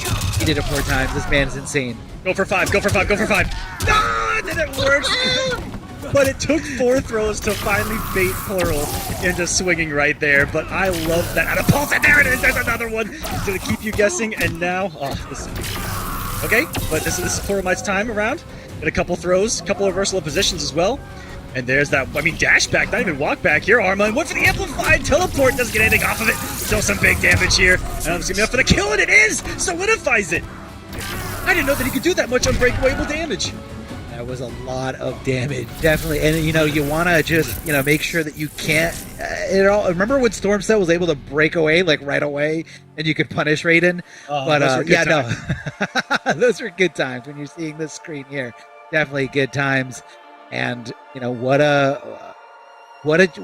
to come back from a situation like that where you got thrown, not only did you get thrown 4 times in a row, but on the 5th time you got read like a book, you got super shimmied, and for a lot of damage, still able to just kind of pick it up from there. And it's tough. It's tough to come back from that spot, and that shows you, the makings of a top player, the makings of a true competitor, is to be able to come back from that. And man. And for Pulse, a really big dagger to his mentality right there. Almost, don't want to put it quite this way, but almost like a playing with your food in that scenario. But I do like what he did in order, what is going to open up possibly the strike throw game a little bit more, with those orbital hats. Try to actually get a lot more damage here up close. Yeah, and that's what Kung Lao really does, better than most of the characters in this game. That strike throw game, once you get hit by something like down 1 or down 3, is he going to check you and jail you with something? And again, you always got to watch out for that, orbiting hat. It costs meter, it costs resources, but they come back fairly quickly. So that's also why you're not going to see Pulse utilizing breakaway or wake-ups a lot, because he wants to save it for offense. I think that he just tried a combo that may have been out of a YouTube video that I haven't seen, but I want to see now, because I think that he was attempting something pretty cool. And that should be the round, the guaranteed damage again. And wait a second, I'm looking at Raiden here in a little bit of a different light, no pun intended. Hey, I don't blame you. I think a lot of people at home are also seeing this, waking up to what Raiden can do here. Back throw coming out of Pulse. He's got the corner positioning perfectly here. What is he going to do? Probably going to teleport out of the corner. That's what Pulse was looking for, but decides to go for forward 1-1 instead. Pulse connecting that forward throw. Going to be right on top of his opponent. Here comes the pressure. Doesn't go for the second throw. Instead, just goes for the regular shimmy attempt here. Oh! What did he do? I don't know, but it didn't work. He just swung. He swung at the end of that. Maybe he was trying to call out the stagger here. What a conversion coming out of Pulse. So much damage, 35%. Here we and go. A big... Yeah, he didn't plan on that neutral jump kick to connect, but just kind of kept this, the pressure going. Yeah, super plus, no matter how, high or deep it hits. Oh, we got it back 2 loaded. This is a different game here for a moment. Okay. Gone here. No hit confirm on the back there to Plural, but still reset neutral. Sending him full screen, reset neutral himself with the teleport. Something that Raiden can do at the snap of a fingers, baby. It's so fast. That down 3 almost got clipped. Luckily the frames are there for him. It's just early enough to stop the back 1. And just like that. Yeah, just out of there. Out of the corner, out of dodge. And just kind of backing up, trying to get Pulse to overextend. Hey, look, he just teleported out again. No problem. See you later. I'm going to wait for my meter to come back. Tries to get cheeky with the interactable, but now he's not going to have some defensive bar for quite some time. So this is the opportunity for Pulse to strike, for Pulse to come in. Hits him with the hat, takes advantage of the super plus frames, and just like that, hit confirming the orbital hat for a lot of damage. 41%. Woo! Wake up! And he knew he was going to neutral jump 3. That's why he woke up with that stand 1. Oh, that's it? Oh, he's dead. Oh, he is dead. This is the most unfortunate of unfortunateness that I've seen in bracket in a long time. Pulse has let 2 games go straight. I don't think there's any other way to put it. I'm not going to sugarcoat it. Pulse should have won this 3-0. I don't know about it. I think that's a bold statement. I don't think Pulse is playing with his food. It was in his hand. kind of was. It was. I mean, look,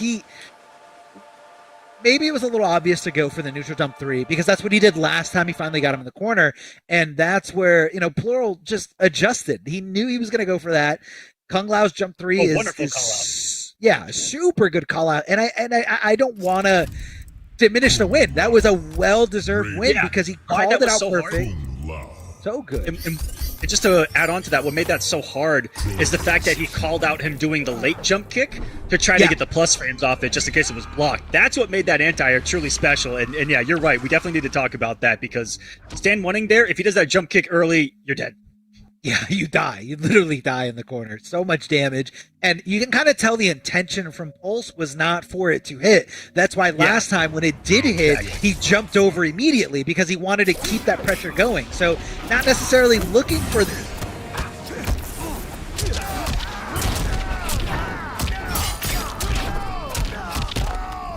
Gonna drop first blood here off the knockdown. Whiffs the jump kick there.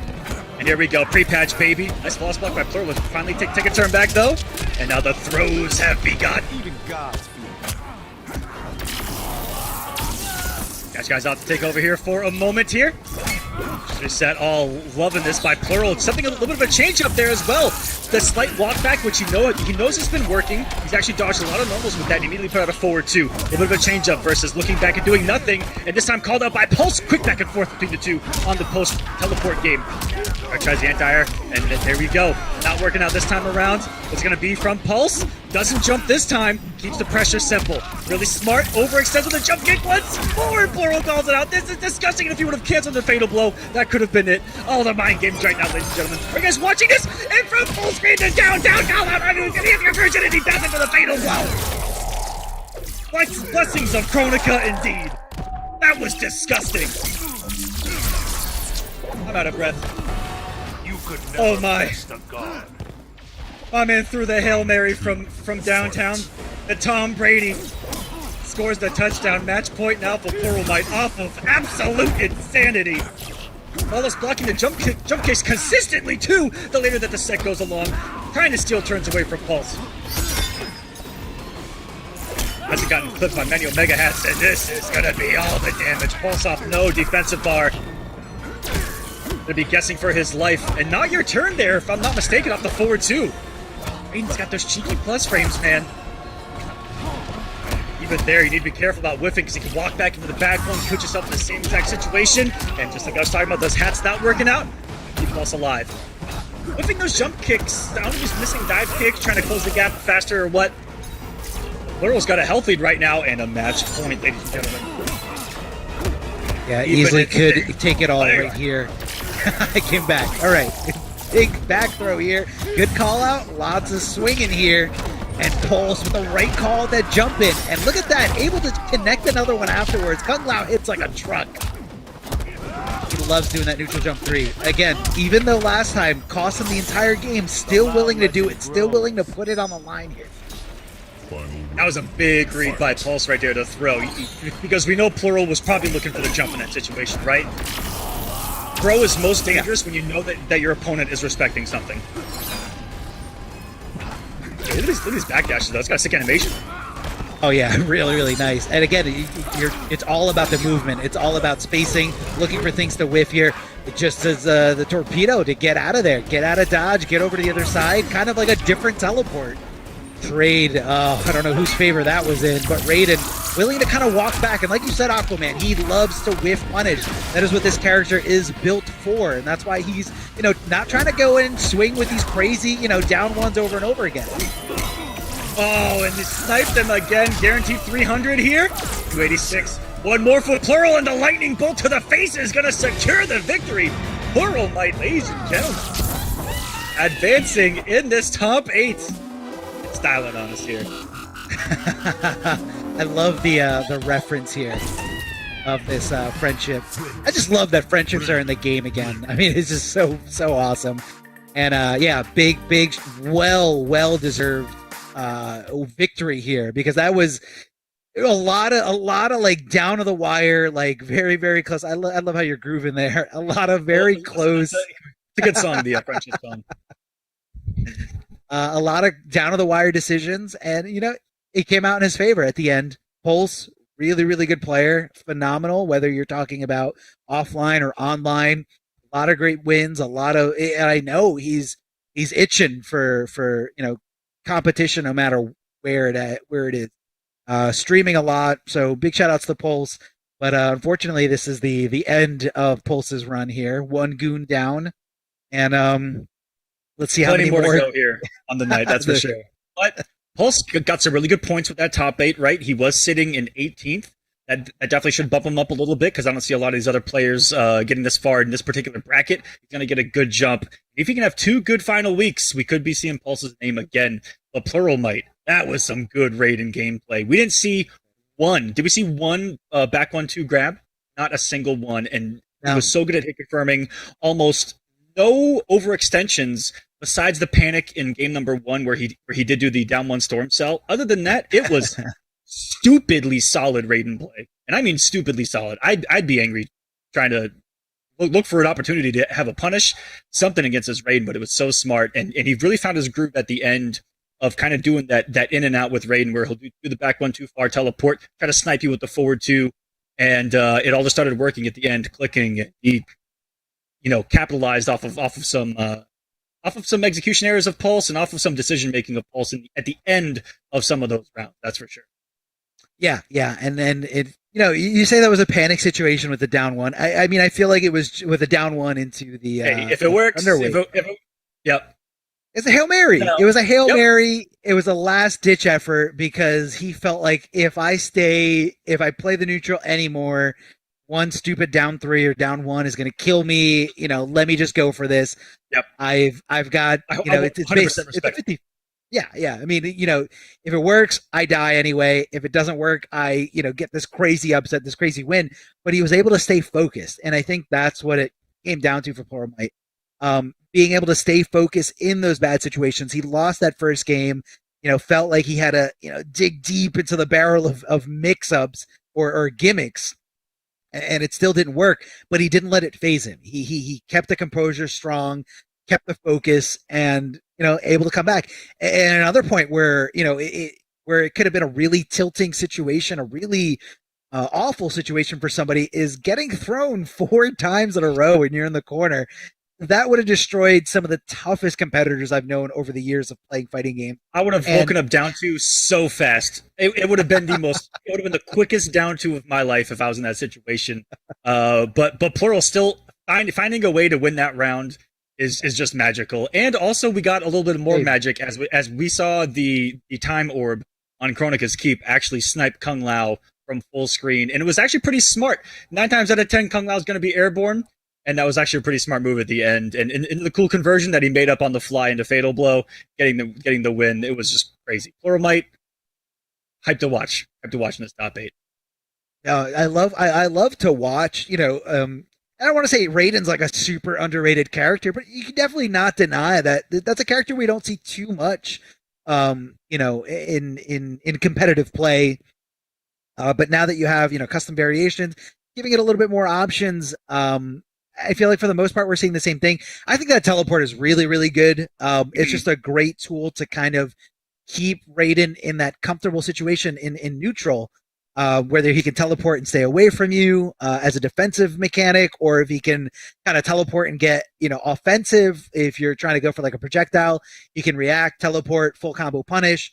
And, I just love seeing it. I want to see more characters that we don't see a lot of. And, I think there's still a lot of things that are yet to be discovered in this game, and this, with this vast options of customizable moves, different combinations that just kind of define these characters. And I really want to see this run from Plural go the distance here. And we've definitely been seeing a couple of these characters kind of creep up on us in these brackets, and I'm loving it. I want to see more of it. We got Frost and Raiden in this top 8. I mean, I think that statement alone kind of says it all. Frost in this top 8, Raiden in this top 8. That's pretty awesome, even from a viewer standpoint. And it's going to be good. We've only just begun. Round 1's out of the way. We've got round 2 coming up. We got winners finals. We got losers round number 2. We're going to be right back, guys, with some more Mortal Kombat action right here. Pro Competition East, week number 6. We'll be back. What's up, everybody? Welcome back to the Mortal Kombat Pro Competition NA East number 6. My name is David, and of course, with me still is Miguel. What's up, everybody? I just want to remind you all that we are, of course, brought to you by the PlayStation 4. Let's check it out! As you recall, PS4 tournaments are presenting us. You can check out the PS4 Tournament Open Series. That's where weekly competitions for all skill levels happen. You can compete against your friends. You can compete against your rivals. You can visit the PlayStation 4 Competition Center at compete.playstation.com and sign in with your PSN ID. You can easily see a list of available PS4 tournaments to sign up, so please check it out. There's a lot going on in the Mortal Kombat community these days, and this is a huge, huge part of it. So already today, we've seen a pretty good round 1. We've seen a lot of interesting character variety. We saw some really super close matches, a lot of fun stuff so far. I'm sure it's going to continue. Let's check out the bracket. Arma, what do we got going on? Yeah, the bracket, as it's progressed past round number 1, we've got 2 players eliminated so far, and those players are Hijinks and Pulse. So they're going to be going down as we have 6 players remaining. 2 players remaining on the upper bracket and 4 remaining here on the loser side of the bracket. Biohazard and the Mighty Unjust sitting comfortably here, winners finals, which right now they're guaranteed 3rd place or better, as the winner of that match is going to be moving on to grand finals and the loser is going to be moving on to losers finals. But if you look a little bit lower here, we've got 4 competitors in the Shark Tank. On the brink of elimination. Down here, Deadly Rebel versus Honeybee and Tweedy versus Pluralmite.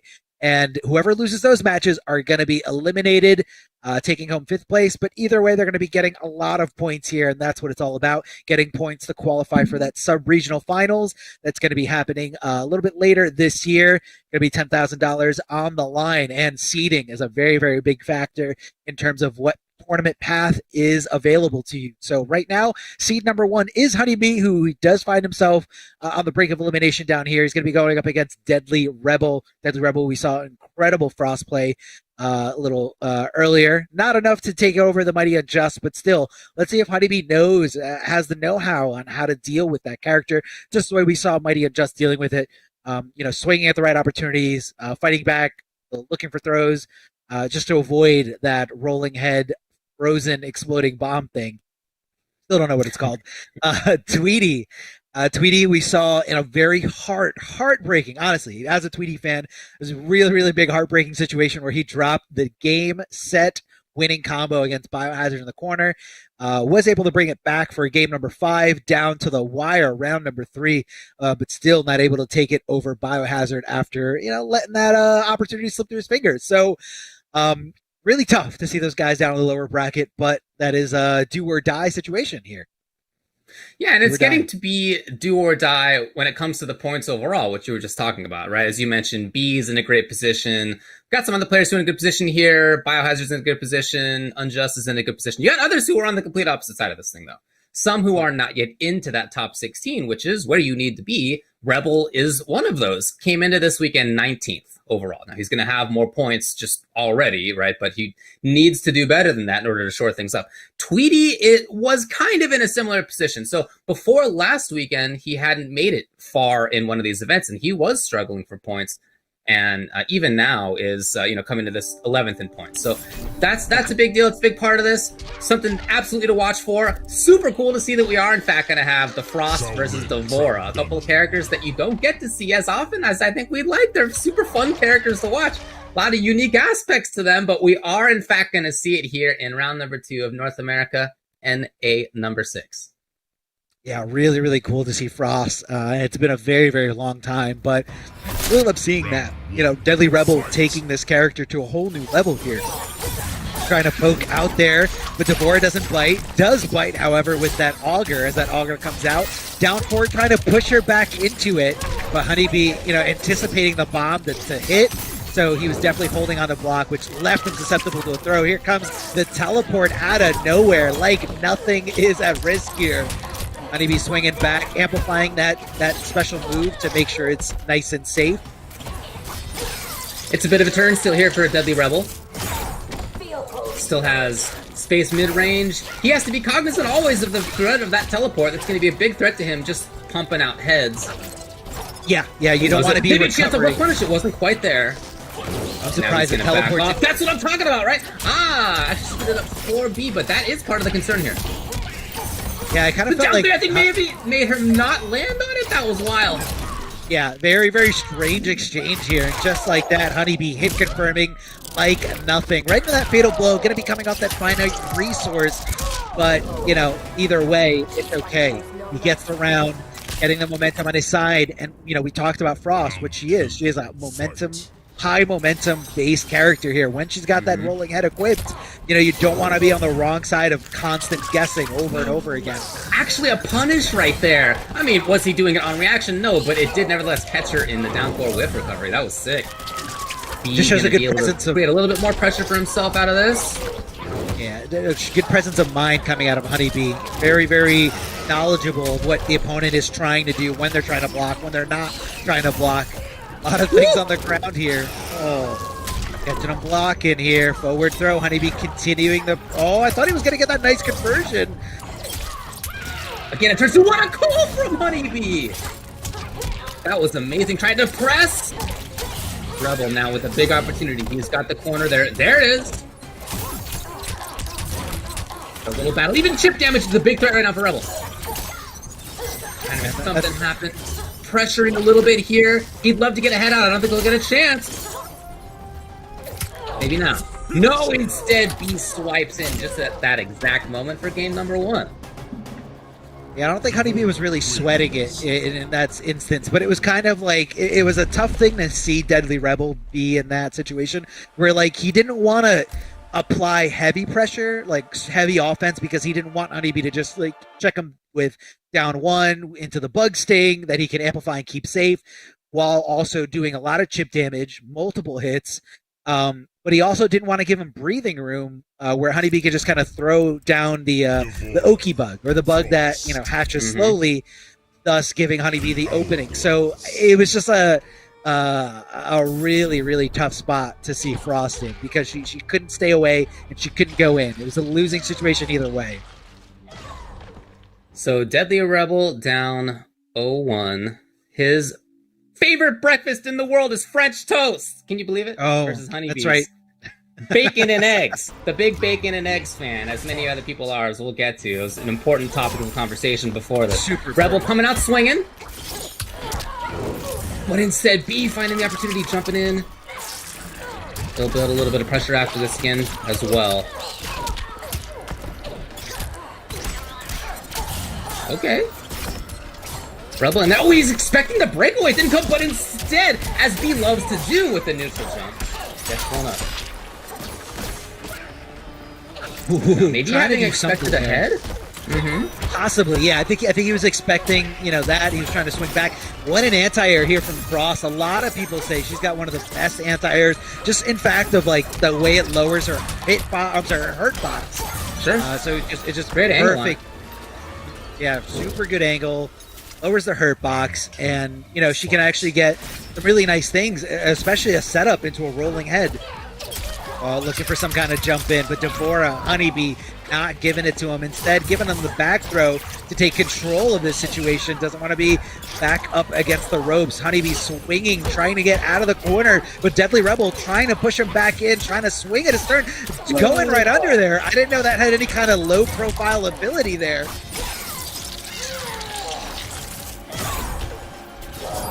Maybe get a head out. No, that might have been the expectation for Rebel. He's got to block, got to play defensively here. That's what what a block on the overhead. Although it was safe, of course. Both of them just pumping it out on the ground here. One of them trying to take advantage of the other. Back to pressure in the corner for Rebel. We've been here before. Land on it. No blocking time. Just in time there. Honeybee, the nick a few frames later, could have been a really bad spot for him. Oh, trying to swing as early as possible, and that was why he ended up getting hit by that last little bug sting here from Honeybee. Trying to hit those mids, definitely a little bit slower in the mids departments for most people, for most characters, but you know, still works. Rolling head, and Honeybee just putting on this, you know, all these obstacles in front of Frost. You know, the down 4 there to seal the deal. Kind of just trying to take up space, trying to take up anywhere where Frost can make an approach. Only needed to take up 7 seconds on the clock as well. Wow, what a call on time. He didn't have a bug out either. Just a big, correct guess out of Honeybee. Rebel just trying to play defensively. No! Even at down 3. No. I'm very surprised. I mean, it is super good, but at the same time, the hitbox, hurtbox situation on the jump punch from Devora is pretty weird as well. Yeah, super good. Like 2 really good things. A good jump in meeting a good anti-air. Right. Okay. So both of these guys are so interesting to watch because they both get to create pressure for themselves that without having a head out or without having the bug out is going to be unsafe or it's just not going to be real. But once they have those things out, you can see that they are both such snowball heavy type of characters. Super fun to watch. Yeah. I love Honeybee's call out there at the end. He loves those because he knows that the strengths of his character, obviously like all the top players do, but he knows that, you know, what could Frost have done in that situation when she's down to nothing? He's able to apply a lot of chip damage that he can amplify and keep safe, and he's got to stay, you know, relatively close to the opponent for those, you know, for those stabs, the bug stings coming out of Devora. And, you know, I guess Deadly Rebel thought, only thing I can do is up 3 and get the momentum back on my side. Well, Honeybee read it like nothing. Well, look, Rebel needs a lot of momentum on his side at this point. He said coming into this that he's after the points. That's really what he's going for. And again, makes sense. He comes into this outside of the top 16 where you need to be. Yeah, a lot more on the line for him. A good anti-air with the stand 1, but unfortunately a scramble going in the favor of Honeybee. Both players swinging away there as they decide to get up. A lot of pressure here coming out. The bugs giving it to the favor of Devora. As Honeybee trying to run away with this, trying to get as much damage on the board as possible. Here comes more bugs. Fake the throw instead with a regular, you know, swing here, hoping to open up Deadly Rebel in this situation. Oh man, got there in time. That was super sick by B. And no breakaway. Look, the bugs, that's what I'm talking about, right? The bugs were there just to save him just in case. And it is match point for B threatening to take this 3 games in a row. Yeah. I feel like, you know, there at the end, Deadly Rebel just kind of called it quits on that round, trying to preserve his energy and his, you know, concentration on this next round because this is a do-or-die situation for him. He's trying to get as many points as possible. He wants to make it through the rest of this bracket. Dropping the head. What an anti-air. Frost is down 3. Such a good anti-air. Jumping out, but covered by down 3, as you were just saying. And again, even trying to neutral jump out, covered by the down 3. That anti-air is really putting in work. Ooh, showing the knowledge is Honeybee, flawless blocking that gap as it gets thrown his way, but didn't decide to go for any kind of crazy up 3, or it kind of looks like Honeybee didn't have the meter for it. Deadly Rebel showing signs of life here. That was a long round, but it was pretty much in Deadly Rebel's control, hitting those anti-airs over and over again. Now Honeybee's got to rethink about the timing of those jump-ins. He's got to switch it up here, maybe throw a jump-in kick here or there at just the right angle. Either way, forward 2-2, hit confirm into the teleport. No problem. Honeybee's going to be going on the train to damage here. No, instead going for some kind of setup. Didn't have the bar to amplify it for a big cash out, but still able to do some damage. Get in, get out. Now Frost has to come to Honeybee. Now Frost has to get around all this Devora play, all these obstacles she's throwing out here. These little pokes in front of her. Oh, jumping back! Just trying to get anything going, really, is Rebel, as he's still at Honeybee's match point. Trying to stay away now from the bug. And even though Frost has these many options at range, I really like how Honeybee has played from distance. Oh, okay. All right. On reaction there. It's kind of funky whiff situation as she was whipping the stabbity stab Rebel. I don't know what it's called, buddy. It does, whatever. I think it's called that. Yeah, it's official. Right here. You guys heard it first. He still has life advantage. I mean, he's still okay, just kind of taking up spots on screen far away. But he went in, and that's going to seal the deal for Honeybee. 3-0 over Deadly Rebel. Look, B came into this again. Great in points. And his philosophy is that just, hey, let's see if we can win another one. Thumbs up emoji. And right now, he's doing a pretty good job at marching his way through. And that last little teleport there from Devora, I mean, I'm not sure what exactly inspired that decision, but it worked out. It definitely worked out. It could have been the tension that he was feeling in that specific moment. Knowing that the fatal blow hit and knowing that, it wasn't getting Deadly Rebel the life lead, but it was going to give him the green light. Like, I got to go in. I got to do something. And Honeybee called it out perfect, putting it a lot on the line in terms of that match, that game. It could have been a complete momentum shift, but Honeybee looking great with looking fantastic. Jumps are on point. And even there at the end, making the adjustment where Deadly Rebel did get that round, just kept consistently anti-air. So Honeybee, adjusted to that. He said, I'm going to stop jumping. I'm jumping way too much. This is why I'm losing. And, he didn't even give it a game in favor of Deadly Rebel. He adapted on the fly, on the spot right there. And a lot of people, sometimes you need that reminder that Frost is not a force to be jumped in on. Definitely not. Fun one to watch, and we're going to get to see more Honeybee later. But now we're going to be moving over to the other side of losers, where we have Tweedy and Pluralmight on that side. You talked a little bit about the match that Tweedy had earlier. His back and forth with Biohazard has been one of the most interesting things to watch, interesting trends to watch in the NRS scene over the past couple months at this point. They've run into each other so often. This time, it was Biohazard who took it very, very closely. So Tweedy comes into this, only having lost there, and in fact, having sent Pluralmight to losers in the first place, right? So this is going to be a run-back situation. Pluralmight then had to get through Abyss, Ludi, Jet Ring to get into this thing, and then, of course, through Pulse as well. So, I mean, it's already been a march for Pluralmight, and now this is a chance to beat the person who sent him down to losers.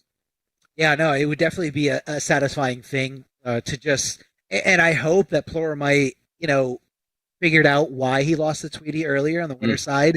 And that's something that you can lab. Like, a lot of people don't anticipate to run into their opponent or even have time to lab between, when you lose to an opponent where you could possibly play them again, whether that's in grand finals or whether that opponent gets knocked into the lower bracket with you. But if there was ever an opportunity to lab something right after it beats you, that was a clear indication of when that could have been successful. Well, let's see what happens. Obviously, I didn't see the match as it wasn't played on this stream. We're only streaming top 8. But, I really wonder what that defining factor was. I mean, it could have just been pure dominance, as Tweedy is known as one of the best Mortal Kombat 11 players out there. But Pluralmight is definitely the underdog in this situation. David, I know this week, I just wanted to throw a little attention to this week's survey. Now, David, I know you went out there and asked some interesting questions to all these players. I know you're excited to talk about it.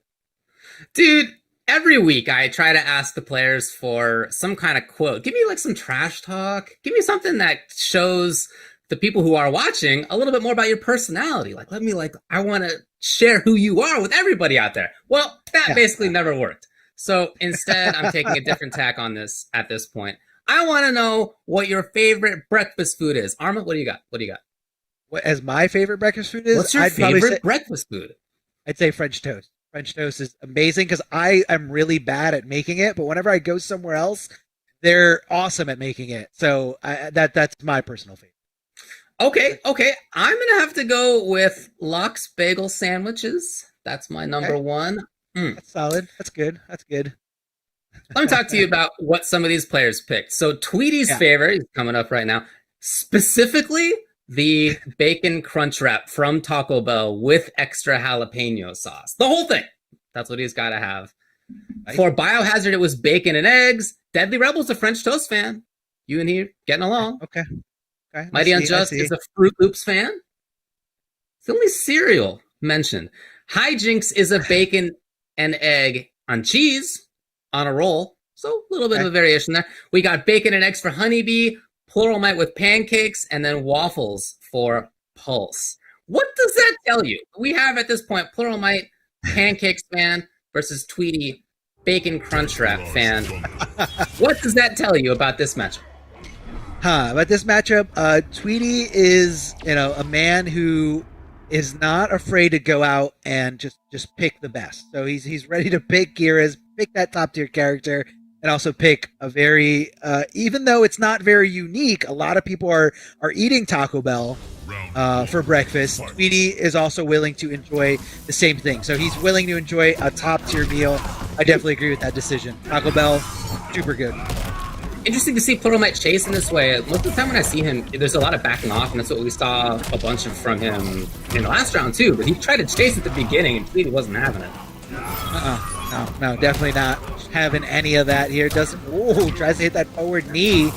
Kind of a way to recognize that delay wake up here. So I love that cancel attempt here. That's where you're going to see him canceling it. And in the space between himself and his opponent, trying to, just in case that opponent comes into that space knowing he's not blocking, that's when he goes for that special move.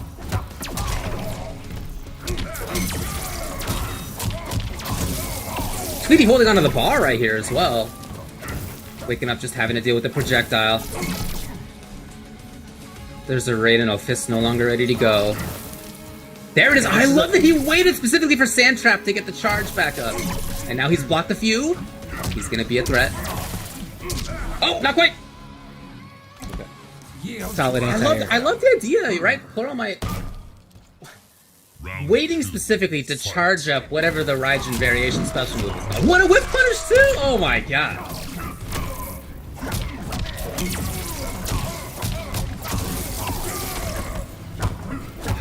pumping out damage. Yeah, these cancels are very strange, and I don't know if this is the variation that he went for against Tweedy when they played. Talking about 6 frame special right there, blowing up situations that, nothing in the game other than that will punish.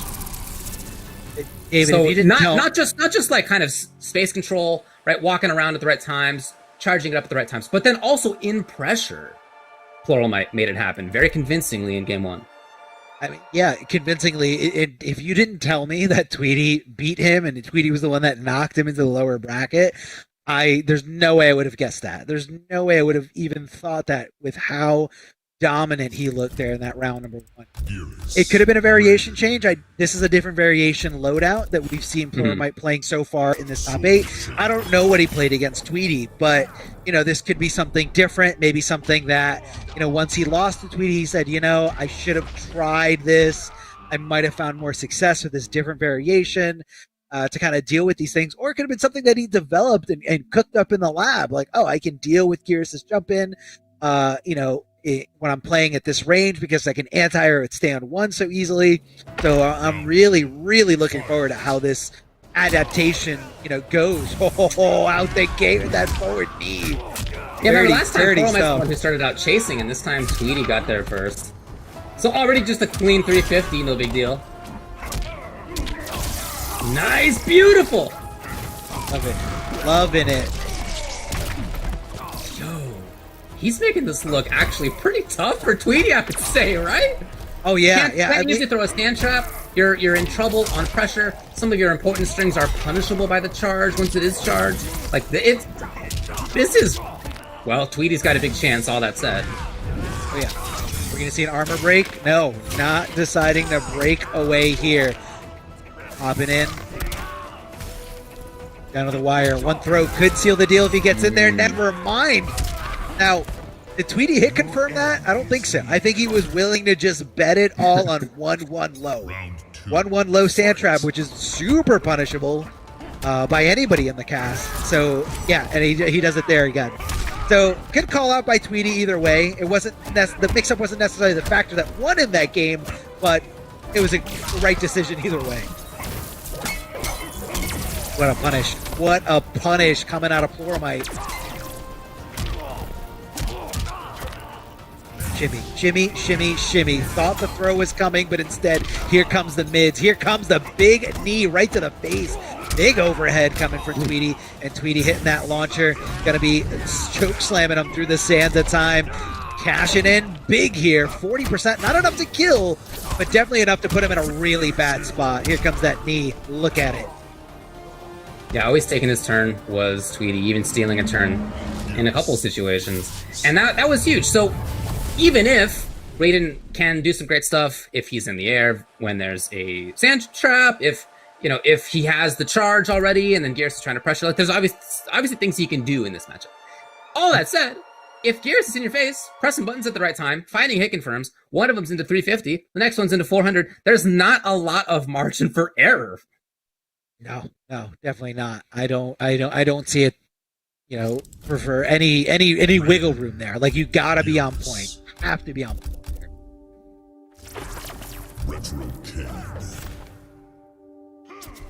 Yeah, super good stuff by Tweedy, of course. Somebody who's so strong, and you'll always see adapt in these kinds of ways. So if this is a different variation that he's fighting against right now, maybe it took him a game. Maybe now he's ready. Yeah, could be. And it looks like he's staying with this pick, just to I guess that first game, making him feel really confident with this. Again, whether it was the same variation in the winner side, we don't know, but he's sticking with it here. I believe he was trying to just wake up buttons there. Tweedy just hitting that meaty perfect there. The stand one. Definitely not a wake up down one coming out of Raiden, but instead just a regular swing of a standing man here. Amplifying that choke slam. Tweedy getting that nice damage here. 35% for a bar. Not too shabby. Yeah, again, it's just not a lot of room for Plural Knight to not get everything right. Yeah. Can you whip punish? Not in time.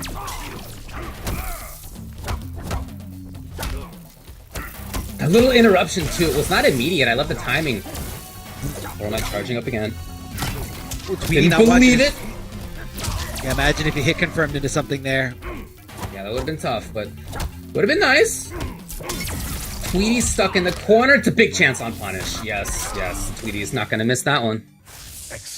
Yeah, and I guess normally there's more pushback on that move. Yeah. But because he was in the corner, it minimized it. He had nowhere to be pushed back to. So, you got to really consider that when you're swinging with Raiden, or as Raiden. Is it that big knee? The regular string comes out to make it nice and safe. Back throw from Tweedy, trying to push his opponent closer to the corner. And I love Tweedy's setup there with down 4 on the opponent's wake up. Oh, big backbreaker, crushing blow coming in heavy here. The buffers have been so strong for Tweedy all night. Remaining here, he was looking for a breakaway, it didn't come. Nevertheless, though, it's a huge life lead for Tweedy. Basically chip damage away. He knows it, Plural Might knows it. It's on Plural Might now to not get hit, not get touched even yet again. Yeah. I mean, trying to stay safe, but Tweedy, again, always taking turns back, stealing turns when he needs to. Other than that, again, just pressuring well, capitalizing hugely on multiple opportunities. Yeah, this is looking like completely different, Geras from game number 1. I don't know what it was. I don't know what, the exact adaptation was here from Tweedy, but he's in full control. He wants to, stay in this matchup. He wants to stay here and figure this out. But, Tweedy hitting that knee there at the end, very, very safe option. And with Raiden having no health and only 1 defensive bar left, he knew even if he blocked this, that he was going to die. And even if he flawless blocked it, it wasn't going to put Tweedy in an unsafe situation. So let's see if he's going back to, maybe a different variation here. Maybe one with an equipped teleport. We're about to see the loadout here as it comes out. No, I do like the variation. I don't think that's the problem. In that game number 1, I think a big reason why it worked out so well for Plural Might was that he did kind of have space control into his own pressure. So it was more about him being the active one. Tweedy in game number 2, game number 3, right in the here as well. Starting out very Bulldog-like, approaching, so he doesn't even give Raiden that chance.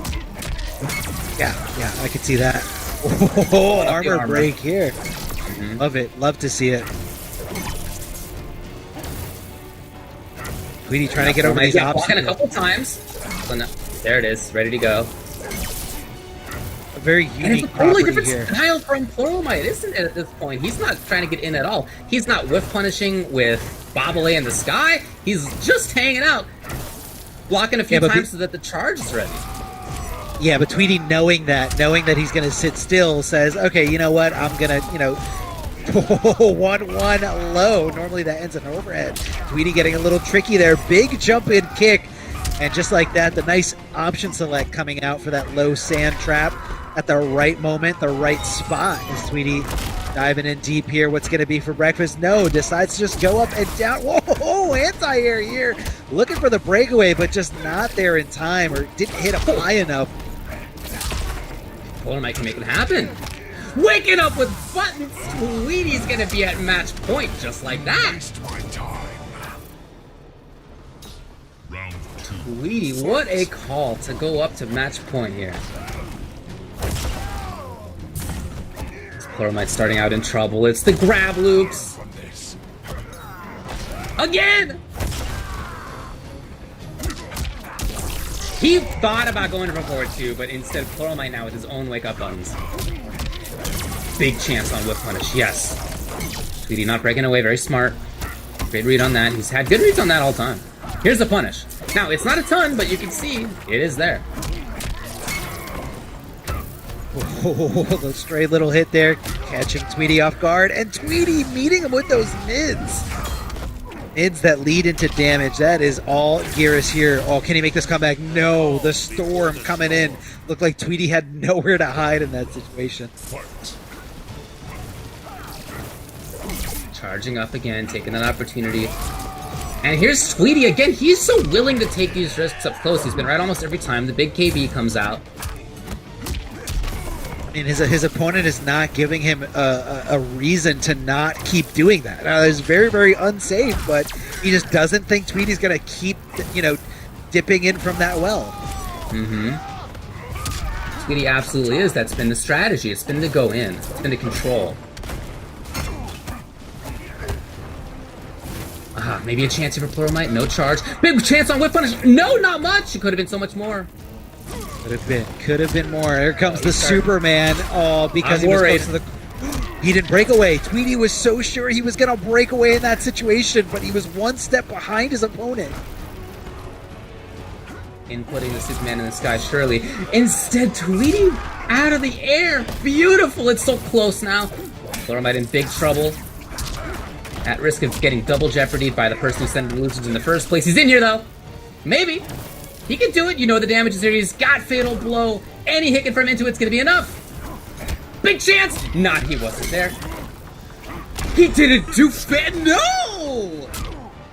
Unfortunate He had for the Pluralmite. chance. He did. the chance. I think he was so committed to that string not hitting. Like, he was so sure Tweedy was going to block this. We've all been there where you're not looking for the hit confirm. You're just looking for, you're kind of like already giving your opponent the benefit of the doubt of, well, they're going to block this, right? So I got to do the best thing to do after they block it. And that is a little bit of a heartbreaker there. But look at the counter adaptation there from Tweedy, able to come back from that. A lot of 1-1 sand trap. A lot of 1-1 sand trap coming out of Tweedy. Sure.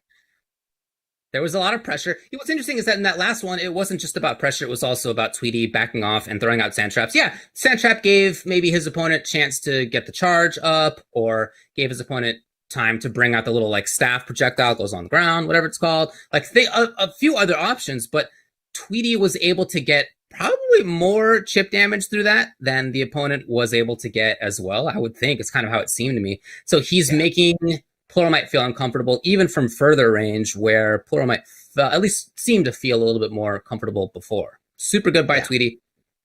He's looking strong. Looking really, really strong. And speaking of strong, big shout outs to Astro Gaming. Of course, you guys can check out everything Astro Gaming has to offer. And we just want to thank Astro Gaming for being the official audio partner of the Mortal Kombat 11 Pro Competition. All the caster audio is powered by Astro for the entirety of this season. So again, big thank you to Astro Gaming. Guys, if you're at home looking for something, please visit astrogaming.com to find out more information on all of their officially licensed PlayStation audio products, which are available now. I mean, look at it. It's beautiful. It's great. Upgrade your setup. Go out there and get something nice for yourself. So Astro Gaming, you're awesome. David, you're awesome too. Do we have any more on the breakfast matchup? I know this was something that was very important to you. So It was very important to me. I think what I like about Tweedy in that matchup, again, that was a matchup between bacon crunch wrap from Taco Bell with extra jalapeno sauce versus pancakes, period. I like the specificity that Tweedy brought into that. He really thought about it in advance, and you could see that in his gameplay too. So now it's Mighty Unjust versus Biohazard. We have bacon and eggs for Biohazard. We got Fruit Loops for Unjust. He's the only cereal guy coming into this. I think the cereal unique take, maybe a bit of his own personality. I mean, it could be that, you know, he's got a lot of different characters that he plays, so he's also got a lot of different colors in his Fruit Loops. But I think cereal is just, I think it's super low tier in general. Wow. I'm not for cereal. Sorry. I'd rather take the effort of getting like something nice and warm, like bacon and eggs. Starting out hot here is Mighty Unjust. See that block?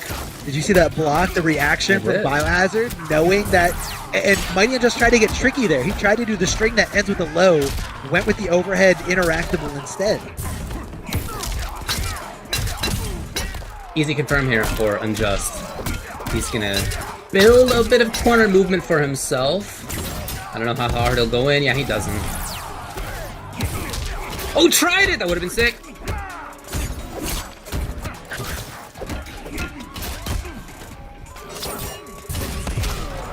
Trying to get those knives into his opponent so the pull has a little bit more range, but no, it's that fantastic buttons, fantastic movement from Mighty Unjust and his Joker. Who obviously knows a bunch about Kano himself. We know that he plays a ton of different characters, and we saw his Kano just earlier. Yeah, we did see his Kano doing great. I guess he didn't think that was going to punish, so he was like looking for maybe some stagger pressure. Either way, finds the second hit. The second hit on the follow-up. There goes Wheelchair Guy, just flying right past him.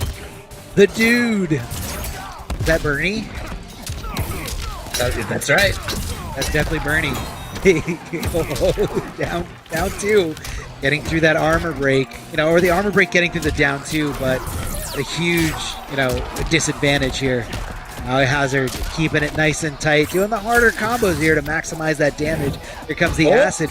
That was smart. That was very specific. He purposely went in to try to block it because he didn't want the fire to hit the ground. You take a little bit of damage so that you take much less after that. Exactly. Mighty Unjust showing everybody at home, you know, the options that you have. Oh, is that disrespectful, David? I'm for it. Why not? I mean, okay. He's fine. It'll be fine. Don't worry about it. It'll be fine. But you as a player, you know, you're at home, somebody does that to you in tournament or combat league, whatever it is that disrespectful? Look, man, I don't think twice about that stuff. I've never noticed it. For me, that's no big deal. Okay, I shouldn't focus on the toxicity. Right. You're right. But no, Mighty Unjust showing everybody, you know, that specific tech, and I feel like a lot of players panic in the corner against Kano, but I don't think that works at all range it. If you're not fully out of the corner, like that does work. You can dash in, you can block. But this is a new character. I can't remember if Biohazard has ever used this character.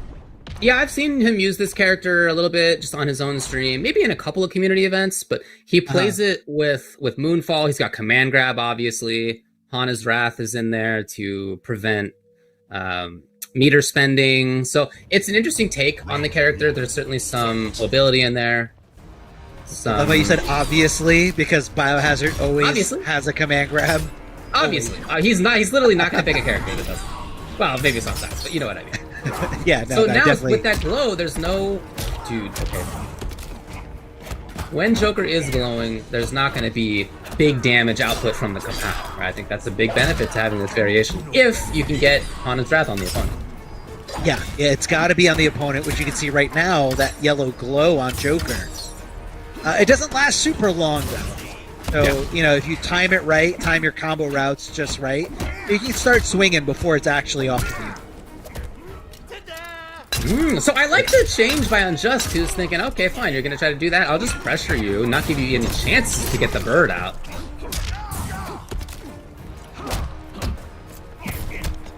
Love that stand for blocking the overhead there from the Mighty Unjust, recognizing it. That's pretty much Nightwolf's only mix-up, and he did it right there again. Watch out for that low. Mighty Unjust ready to block low initially. Are we going to see a fatal crushing blow? Don't look, don't look. Oh, didn't use it. I didn't. Yeah, chose not to spend it. It wasn't going to kill, of course. Yeah, I definitely agree. There's only 15 seconds left on the clock, David. Biohazard is trying to wait them out. Oh, he's steal a big turn.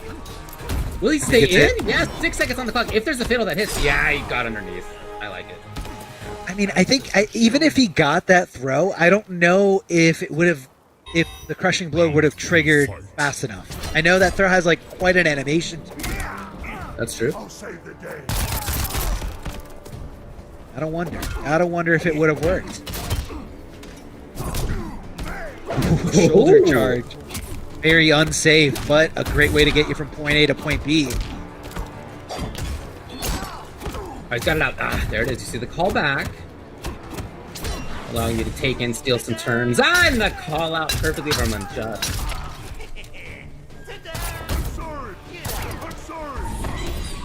There's the bird. Yeah, the bird cannot avoid. The axe is out, remember? There it is.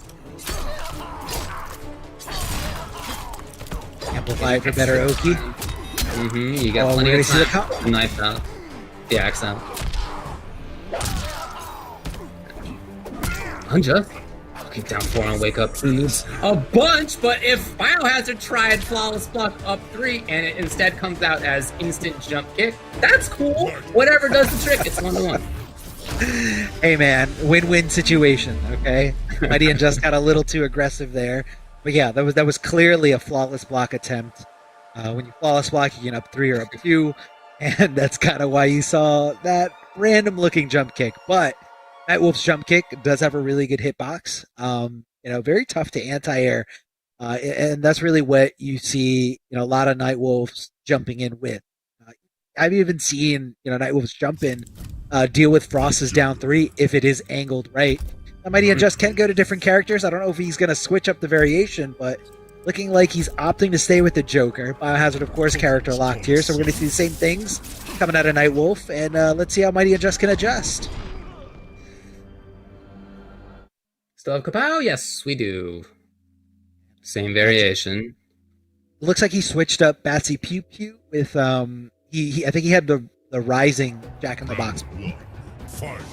Because I remember Biohazard charging him when Mighty and Just went for that setup. So looks like he's gonna try a more zone or a more zone heavy. That was the right call, but he didn't wake up buttons. Oh, very unfortunate there for Mighty and Just, but here it is. This is where it's going to be the determining factor, but you got to watch out. Nightwolf can reflect it back at you. Doesn't matter if it hits low, high, mid. If it's a projectile, Nightwolf can reflect it. I love this range game that Biohazard is managing to play, even though there is that Batsy Pew Pew on the other side. Out of the air, no break. The axe. Give me the axe. Nope. Beyond it.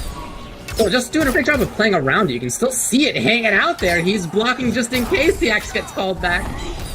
Yeah, it kind of freezes your opponent because they don't want to get hit by the active frames on the callback. Mighty and Just swinging back immediately, trying to challenge, that pressure from Biohazard, canceling into some good damage. He's going to have access to the corner. No! I mean, he thought that the breakaway was happening for sure, but Biohazard decided to think one step ahead of that, decides to hold on to that meter, and I guess Mighty and Just didn't want to do it. Just didn't want to continue the combo. Oh, very cool idea by Biohazard to get in there. Immediately big damage. There have very rarely been breaks on Biohazard's side. Trying to get it so he can get buttons into Axe recall, but Unjust was ready for it.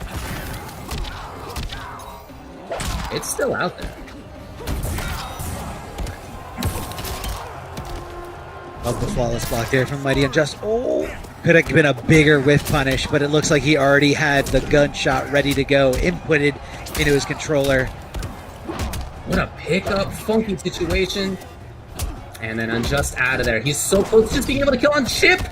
And Biohazard with the big risk. Chip avoided, and then nothing else. No more left. Yeah, no meter on the side of Biohazard. Big crushing blow. Gonna launch for some good damage. Mighty and Just, again, not continuing that combo. Not really sure why. Maybe he thought the breakaway was coming. But either way, not the right thing you want to do here. Getting lots of damage, nearly 20% for that low projectile. And even if it does get blocked, it's some pretty good chip damage. Wow, that move recovers so quickly. The Hawk coming out from Nightwolf so quickly. Yeah, super slow in startup, but then yeah, it does recover pretty fast afterwards. Yeah, you just saw a great example of it right there. Yo, that was cool. I think he wanted breakaway though. I think he was looking for breakaway. But that makes sense.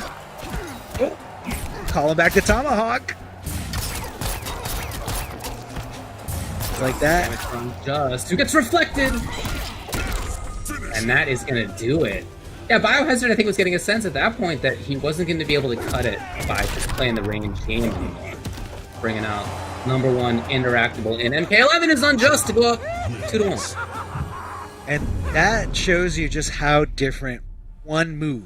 Like, we're not talking about a different character or a different loadout. Right. He literally just changed one move and how it dictated the pace of that match, where Biohazard was suddenly looking for, things that he couldn't deal with as easily. Like that rising Jack-in-the-Box that Mighty just had a quick before. Biohazard was reacting to it, seeing it, going in for the shoulder charge. And, this time around, he just had to hold the low shots. He had to wait for them and try to do damage anywhere he could. So sticking to his guns here is Biohazard. Sticking to his bird, I think? Let's make sure.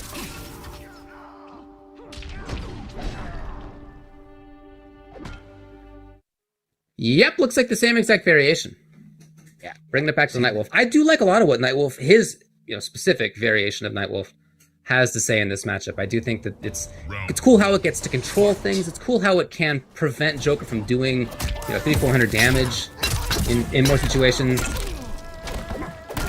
Yeah, it definitely is interesting to see. I mean, we've seen the Nightwolf from other players before, but I just love people, recognizing that and being like, wow, that's actually really cool and useful. Let me see what I can bring to the table. And, bringing a whole different move into it. The Tomahawk bring back, I've never seen that before. Oh, shoulder charge. Tries to hit the low, but Mighty is just so good about his specific blocking patterns and being able to react to those lows and to react to those overheads. Biohazard now on the slow approach. Yep, but even trades there, I'm not sure those are great for Biohazard at this point. I mean, I think Biohazard was able to block that second shot, after the reflect. Again, another move that Nightwolf, recovers from. Oh, try to go crazy with the interactable. And Biohazard cashing in big. This does not scale a lot, so this should be enough to kill here. You got to watch out for that lightning bolt to just strike the Joker with a lot of damage here at the end. And Biohazard taking that momentum back on his side, feeling good about it, feeling good about sticking with this choice. He's looking for the long game. He's not looking for the short, the short game here, because Mighty Unjust can switch to a lot of different characters. Interesting Hawk spacing as well. The recall! It's a little bit of damage here, but I love the awareness that Bio has about where to pick up, how to pick up. That actually punished his roll recovery. So that was a very specific, timing from Biohazard. Gonna be shutting the meter off of Joker. Oh, because of the crushing blow animation, it actually takes off the yellow effect that you see on the Joker. It clears the board entirely. Do you think he messed that dash cancel up? I definitely think he messed that dash cancel up. Yeah, to use it at this stage of this round, I can't imagine it was on purpose. And even without having spent the blow, obviously there's a ton of damage that he can get there. So, look, it's okay. Not the end of the world. He's still moving towards the corner. One more combo is going to seal it for him. If he gets that chance, just getting that bar here is Bio. He's going to spend it for the Oki. And there you go. Bio evens it up 2-2. Auto shimmy there from Nightwolf. At any point you think, here comes a stagger into a throw. Let me let go a block, and strings like that really blow those defensive attempts, which a lot of players do. A lot of players like letting go a block, anticipating throws, or just trying to get their turn back, trying to swing with a down one or down poke of their own. And that was he's got a lot of characters on deck. What do you think he's going to stick with Joker here? Oh, Centurion. It looks like Centurion. Oh, what? Okay, all right. I could see this pick because this variation, or remember, I think one time when we were commentating, David, I think last time for NA West, we saw somebody switching away from a meter dependent character when they were fighting against this Nightwolf with this variation, this specific move equipped. Now Cetrion is a character, she doesn't need meter to do damage because that's not necessarily her game. So that's why he's going to kind of just stick it out with, maybe throwing out projectiles. And Mighty Unjust has a really, really good Cetrion. He's always played this character at a pretty high level and only, takes it out when he needs it.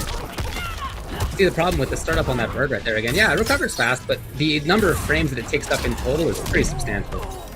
Exactly right, dude. Oh, lovely, but not quite there. Yeah, it looks like you got to commit with probably just an overhead. That command grab recovers very, very quickly. Catches the opponent.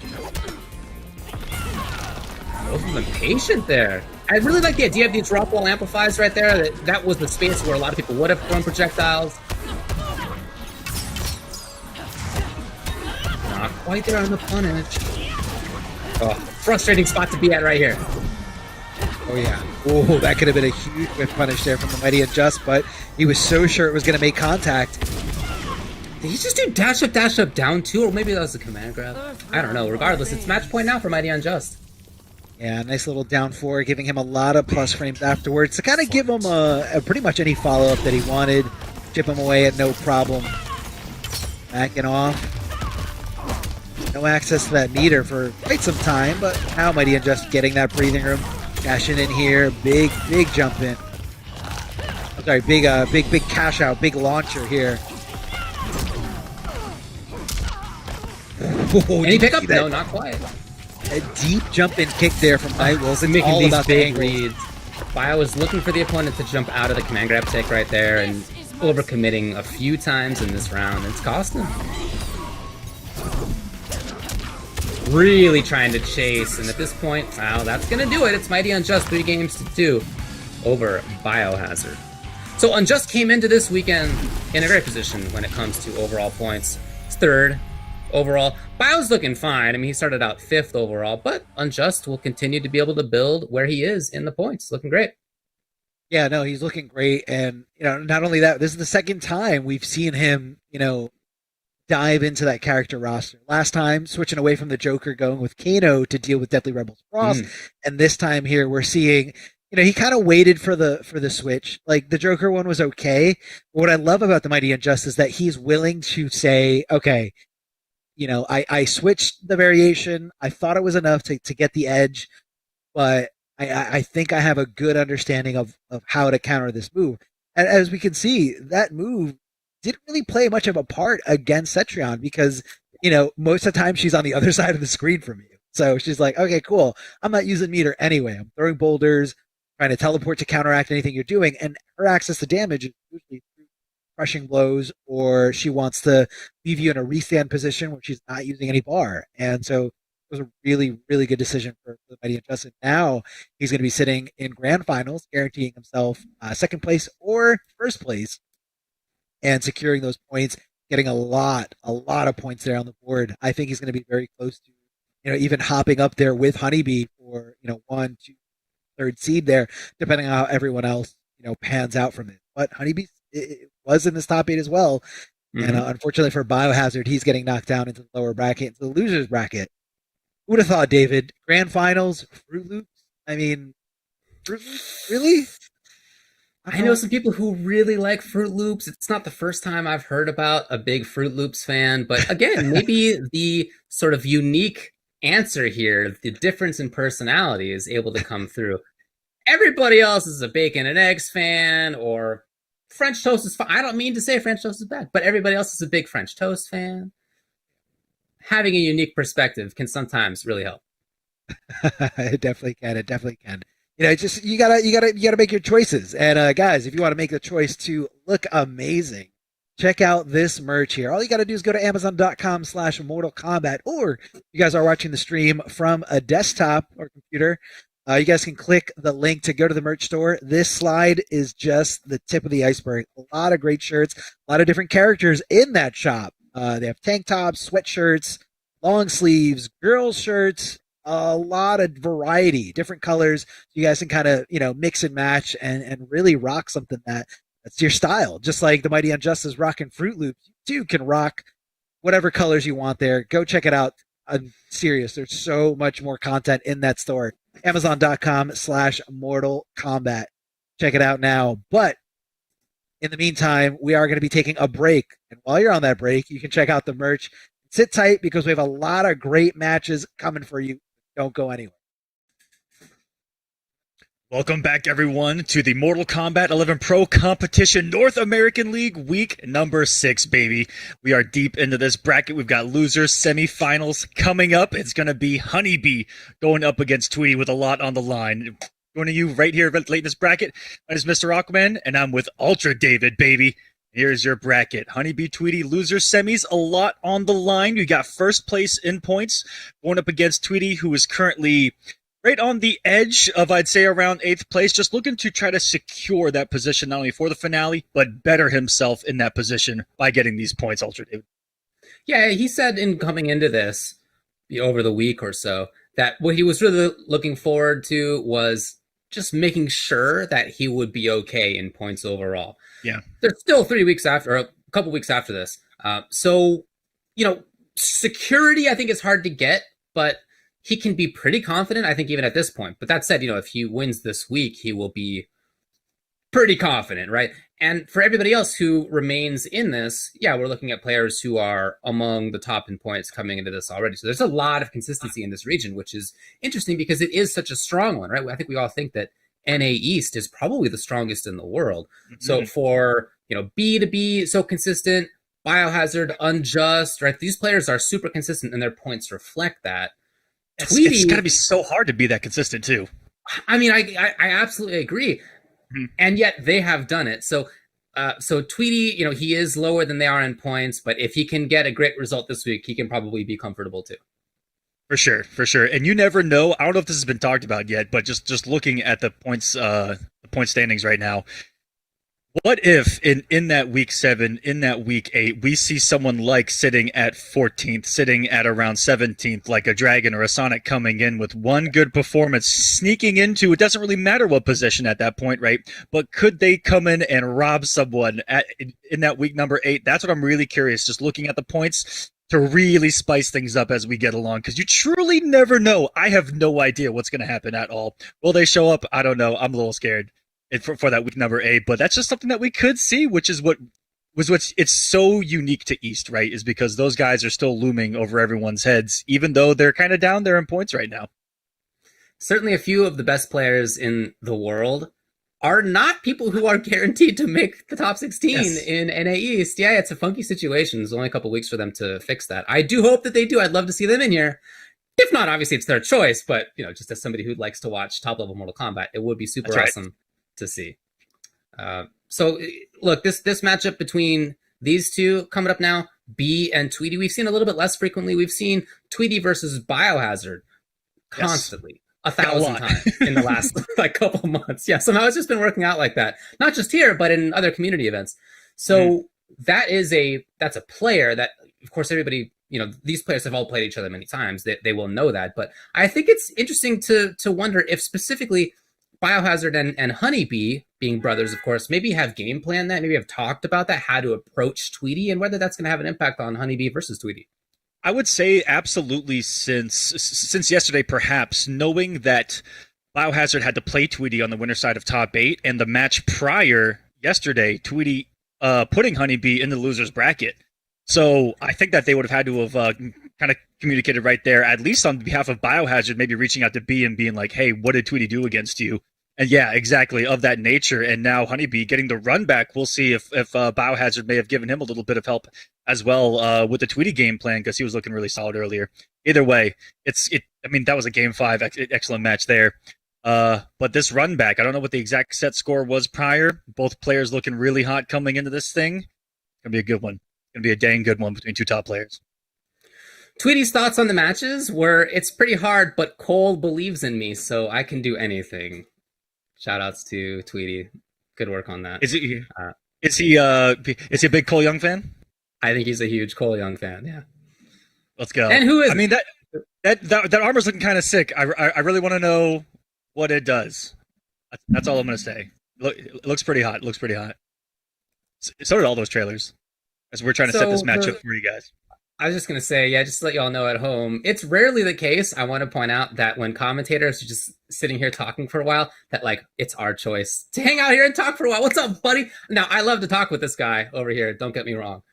But it would be great to have matches, and sometimes things don't work out super quickly. You all know how the internet is. We all live online these days. You all know how it is. Sometimes the satellites up in outer space don't quite interlink properly, and signals get lost. But we're trying to get these players in to play for you guys. But until then, we're just gonna sit here and keep talking to you about some of this action, and you're gonna deal with it.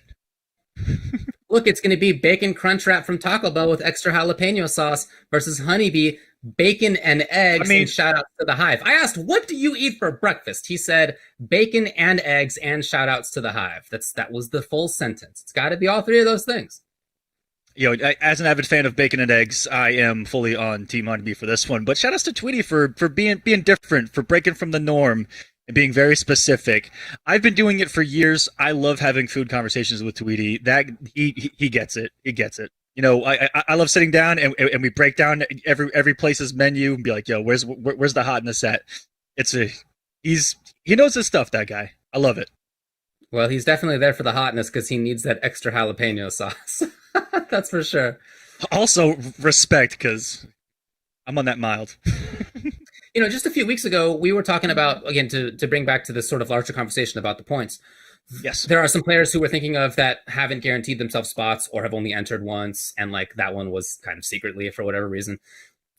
Tweedy was in that conversation too until just a couple of weeks ago, if you recall, because last week was the first time that he made top 8. The last time that we had NA was the last time that he had made a top 8 here. So if you can get a couple of good weeks, that's great. I'd have to check the points to be sure as to whether that's enough, but that's just a sign to tell you that even though we're 6 weeks into this out of an 8-week tour, there's still quite a bit that can change, quite a bit that can happen, especially within the points, people within the top 16.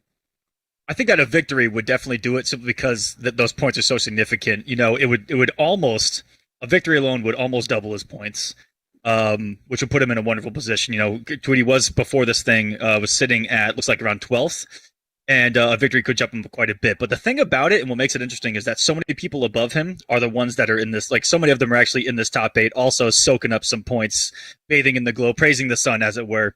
And a couple of these guys, you never know if they can come in late in the bracket. Late in the series, I talked about Sonic Fox and Dragon being in that position. Perfect Legend is in that position. Gurr, Pulse, who you saw making this top 8, going to make a good jump and be around that 16 spot. All these guys are just sharks swimming around, a couple of positions during these last couple of weeks. You got guys like Slayer, King, really big names that are on the outside looking in. You got Coach Steve, Black Lives Matter, Full Auto, Aztec. All those guys, you never know who's gonna be the breakout in that last week to try to take one of those spots. It's gonna be really cool. Those are my favorite things about long series like this. So who is top 16 right now? Who's in the current points? We've got Honeybee, Kombat, who's been sitting pretty for quite some time. That's what happens when you just win. You got the Mighty Unjust, who's probably surpassing him with this performance here today. You got Hijinks, who's had a beautiful pro competition. Biohazard, K7 Show Off. I mean, he got 9th this week. That's still points. That's still points. Got Kerbalicious, also 9th place, getting solid points. I'm Big Daddy G, coming off the big win, put himself in a great position. Can he continue that? But he's in a good position sitting at 8th. You got guys like Samij, Abyss, Tweedy, Hayate, Burnin' Oni, Dragon, Perfect Legend, and Gurr rounding out the current top 16, but that has changed since this particular bracket has begun. Sure. All right, well, we have sent players the invites. Hopefully they can get on in here. We can get some game action for you. That's the intention, of course. Yeah, looks like we're currently having a connection issue with one of the players, unfortunately. Hoping to get that match together. It has happened before. Love to see it happen again. Tweedy, Honeybee. Most likely, I would think that it's going to be Devora versus Gearus.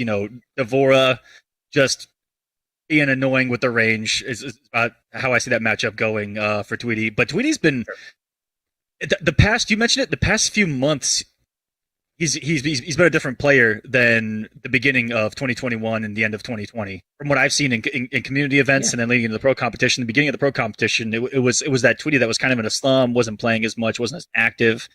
And then he had a couple of good performances. I think it was Champions of the Realms, a couple other events, and all of a sudden Tweedy's back on top. Winning Champion of the Realms, and placing multiple top 8s since.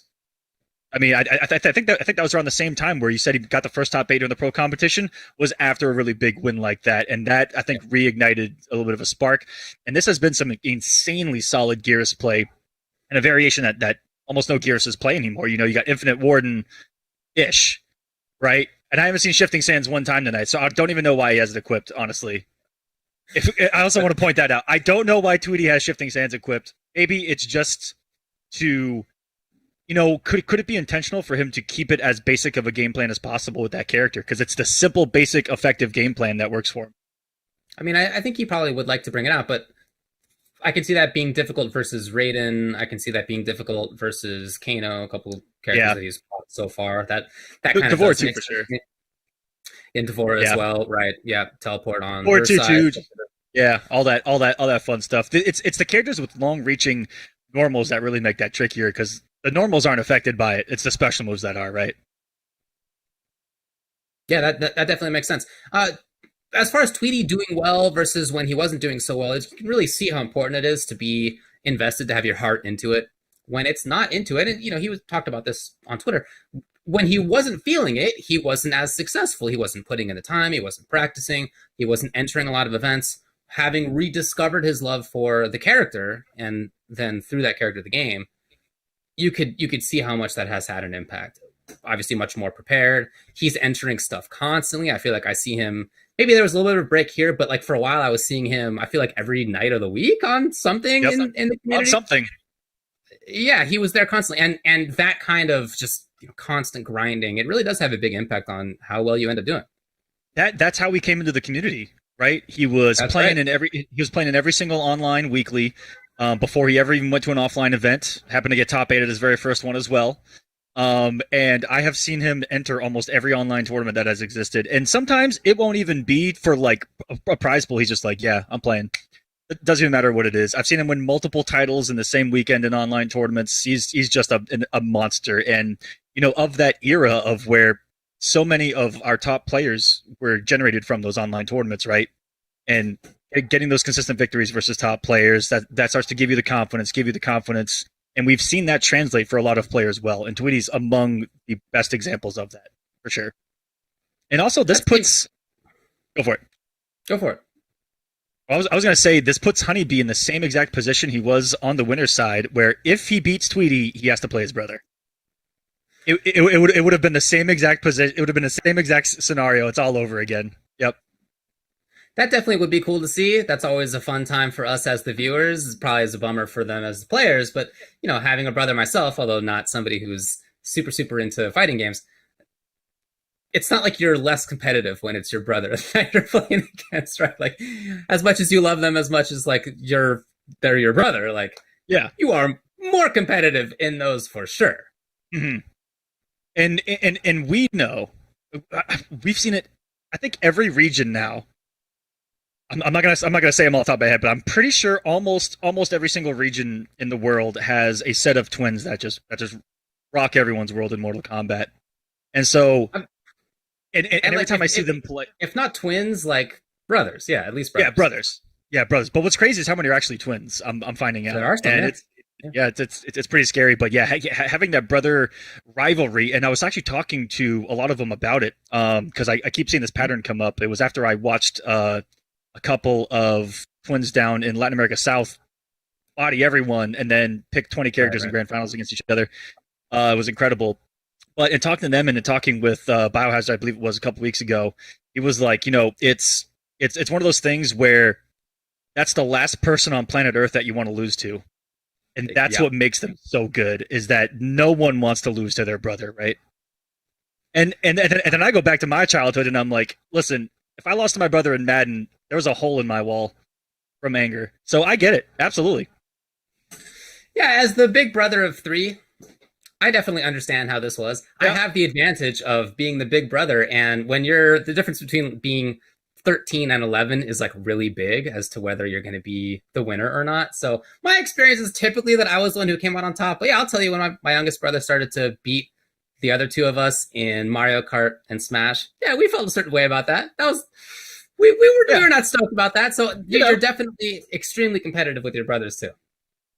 Absolutely, and you can see how that translates into amazing gameplay as well. And it looks like we have gotten Tweedy in here. So we do have a match ready for you guys. Tweedy versus Honeybee losers semis. Week number 6 here, the Pro Competition North American League.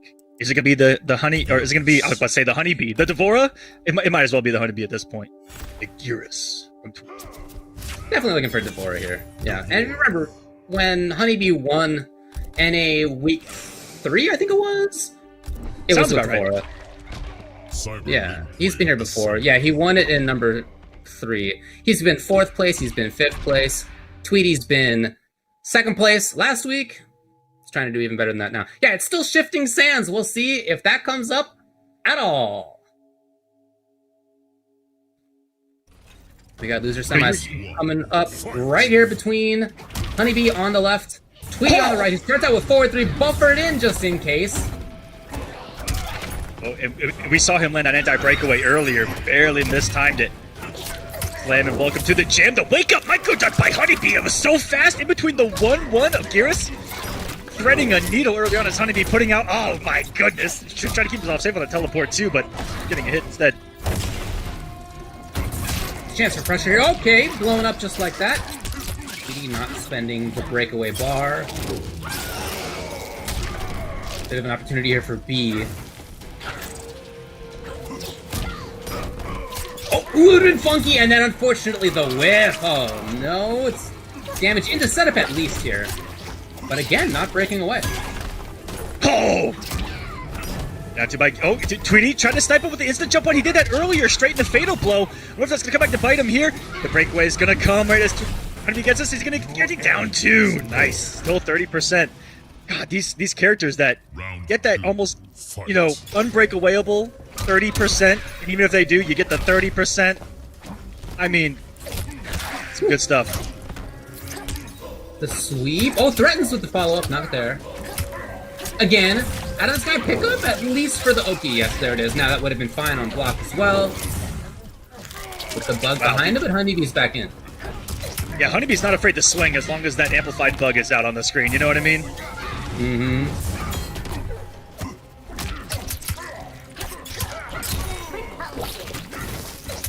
What's out?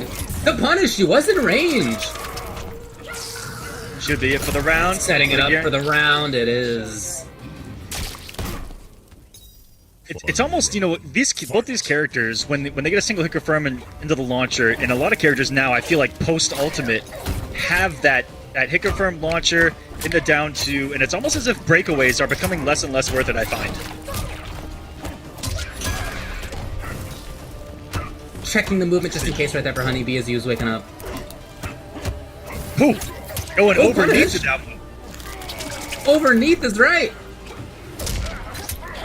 A little delay. Yeah, he has not seen a breakaway, so a little bit more comfortable there. Oh, we've seen forward 2 shimmy everyone tonight. Such a deceptive animation to it that looks like she's leaning forward for a throw. Oh, choke not big enough for the pickup. He's feeling himself right now, though. Ultra David, he is on the prowl, on the hunt. Nothing but forward movement, nothing but buttons right now from Tweedy. Wake up jump and amplified bugs. You gotta hold that.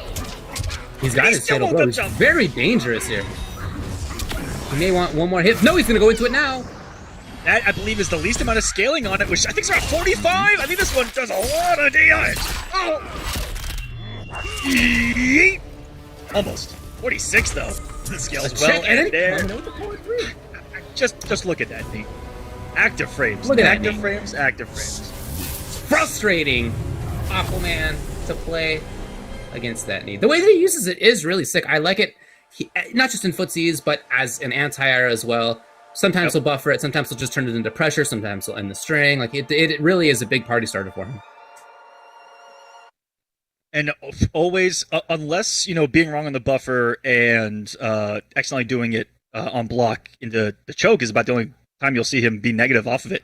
4-3 alone, you can steal a turn. You have your 6 frame down 1. It can be 0. It can be +1 depending on if he ranges it or ranges it well.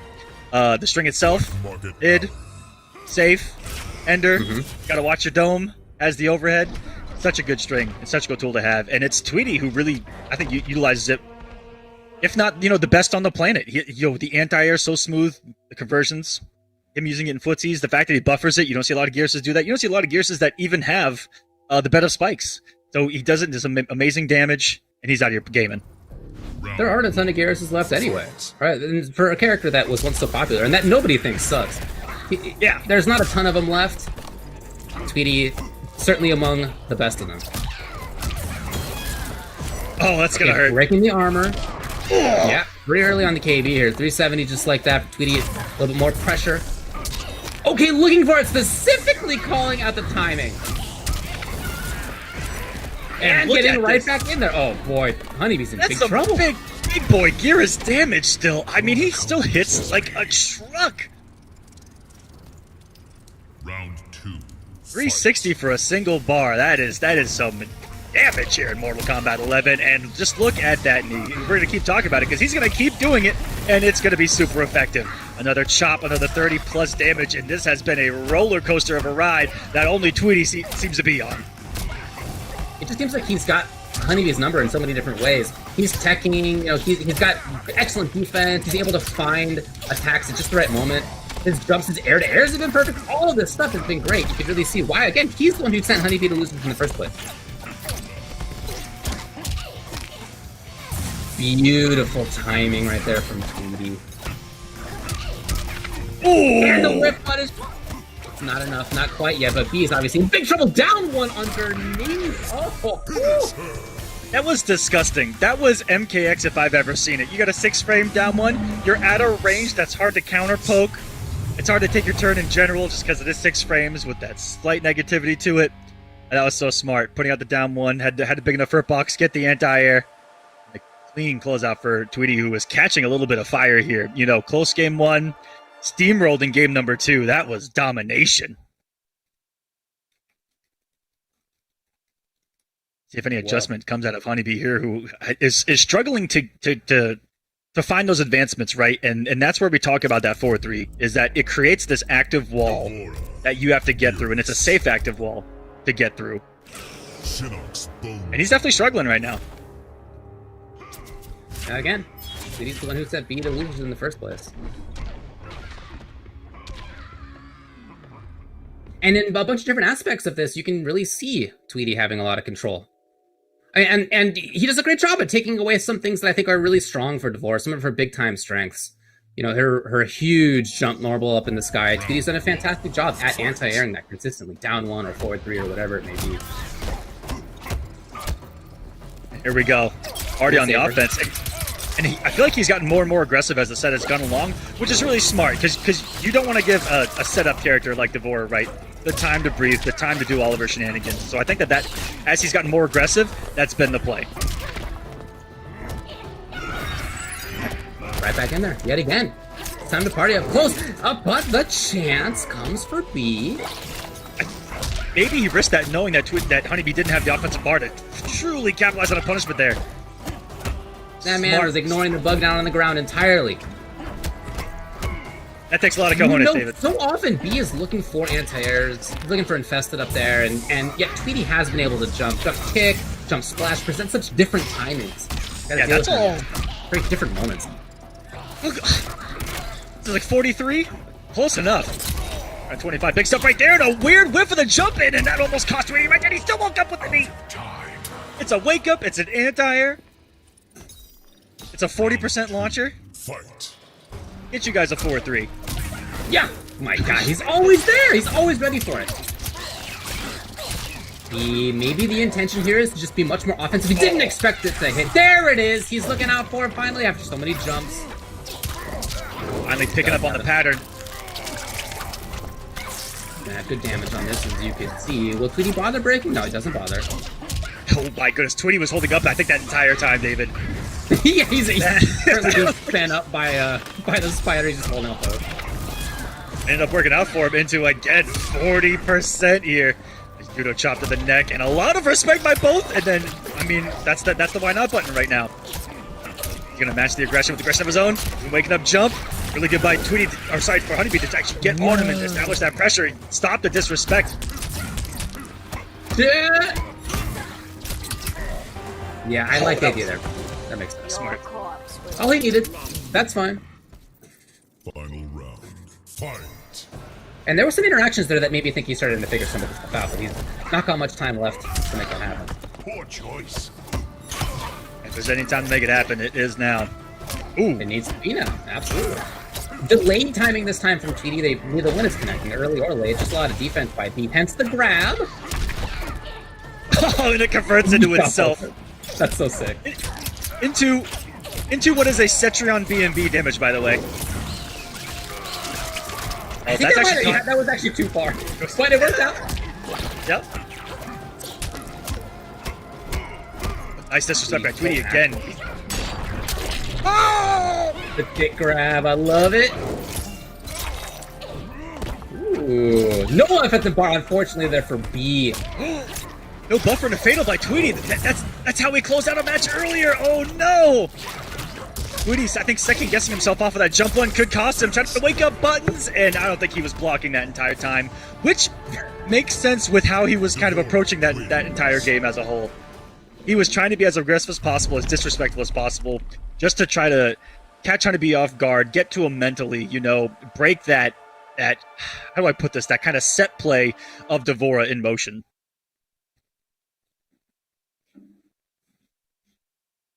Beautiful gameplay from both. That was awesome. But for Tweedy, I think that jump one into Fatal Blow he got earlier, it saved him, almost did again. If anything, just to give him the health lead. Wouldn't have killed in that scenario unless the breakaway came.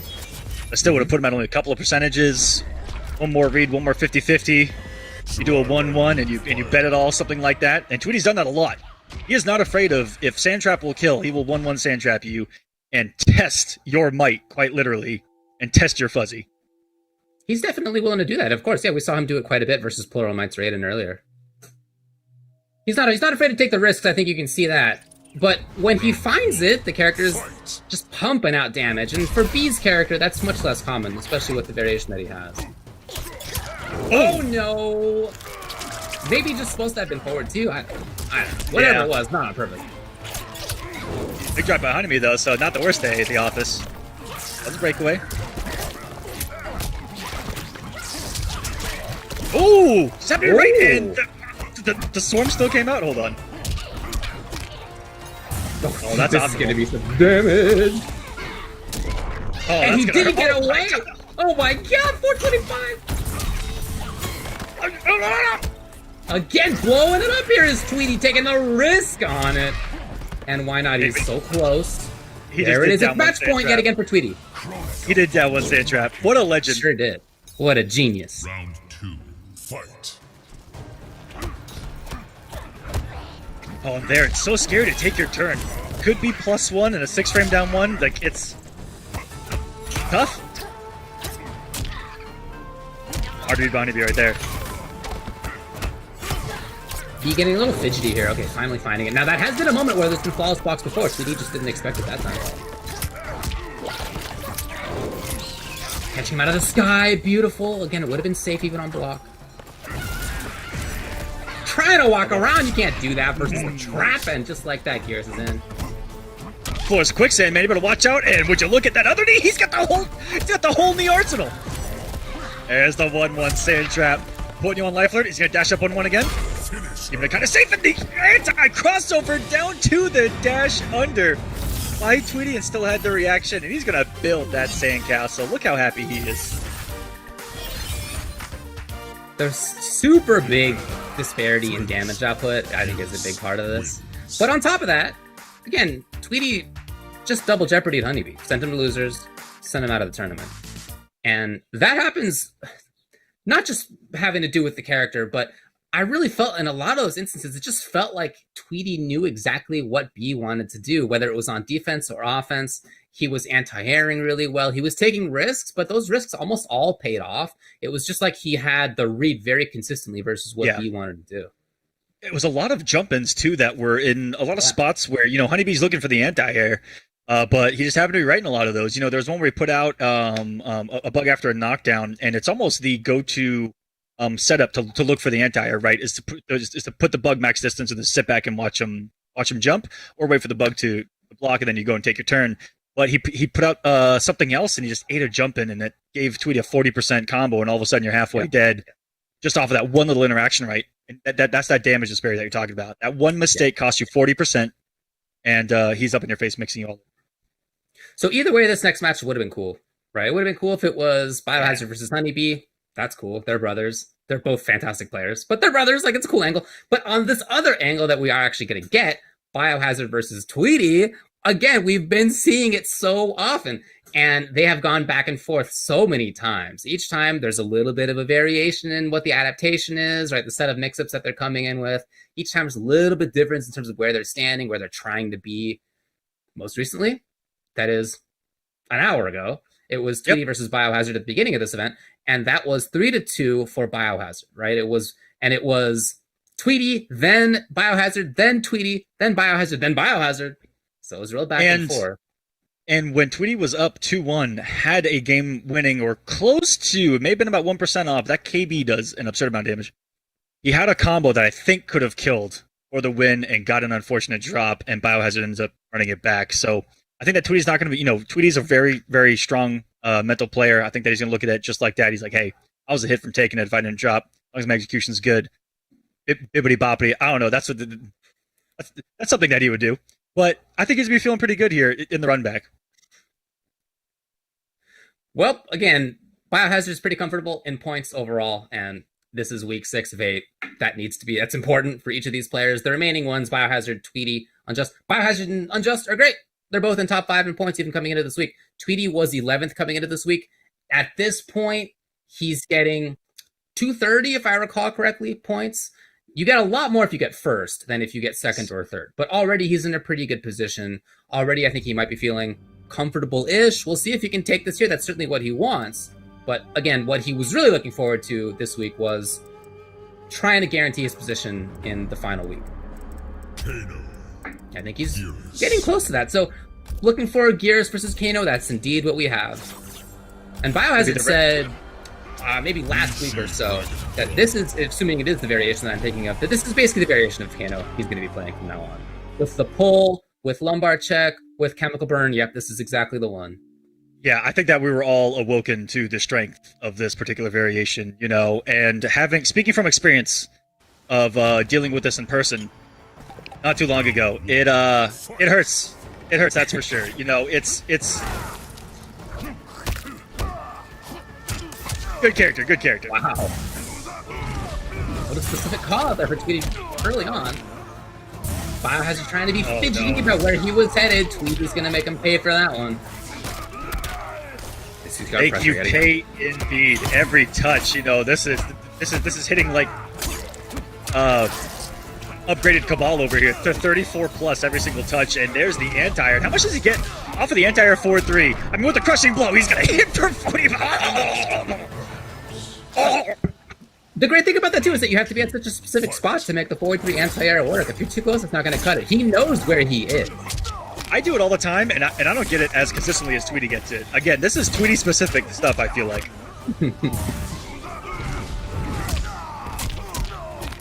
But Biohazard worried enough to bring out Wake Up.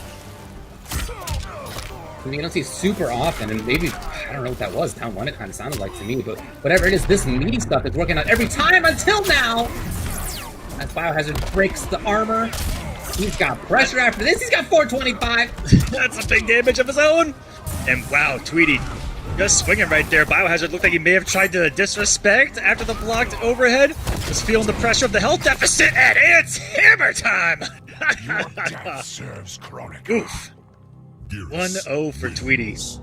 Looking for some vengeance. That's how it started out last time. Started out 1-0 for Tweedy and winner's side top 8. ultimately, Biohazard made the comeback. Won it 3-2. And these are games where you can just look back, you know, immediately after and go, listen, I got hit with like a 40% combo just to start the round. Sometimes it happens. So refresh that mind. And as long as, you know, what it came down to a lot in that first matchup too was that Biohazard was able to get him to the corner multiple times. And mid-screen wasn't as effective at all. You know, Tweedy's defense was impeccable. And that's exactly what we saw in that game, you know. As long as we were mid-screen, Tweedy was dominating. And now we get a completely different matchup, completely different character. Now we saw him break out and almost do some crazy things within Winners Finals. But this has been a variation that almost no one sees on the radar. And Biohazard makes it look really good, you know. And it's something different in Mortal Kombat 11.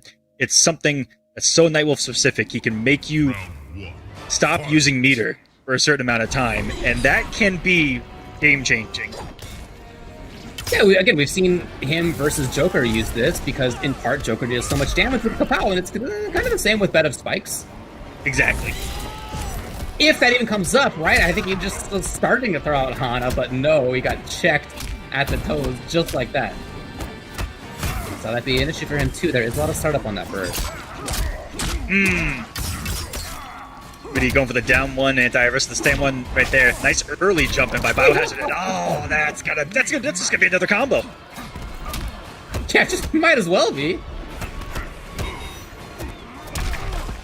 Catching Biohazard, being a little bit too patient, maybe trying to fall block here and there. And I love that Tweedy utilizes different. That was a crazy interrupt as the round's gonna go to Tweedy. This has been all Tweedy now. But he uses different things, or kind of the whole tool set that Geras has. 2-4 is a phenomenal string that we never saw beforehand, you know. Has a mix-up, is safe. And I love that Tweedy brings that to the table. Just throw something different at his opponents here and there. Nice jump over. Completely nullifies that setup with the Abara that we've been seeing so much from him. Oh, Tweedy. Still here, trying to pressure. The jump was correct, as I just feel like it's been almost every time. Tweedy's mix-ups, whether defensively and offensively, in this set and the last. Yeah, I mean, that's unblockable again. That's literally unblockable. Speed of it, it's so fast. It's so fast, and I feel like just as fast as this being a 2-0 for Tweedy up on Biohazard.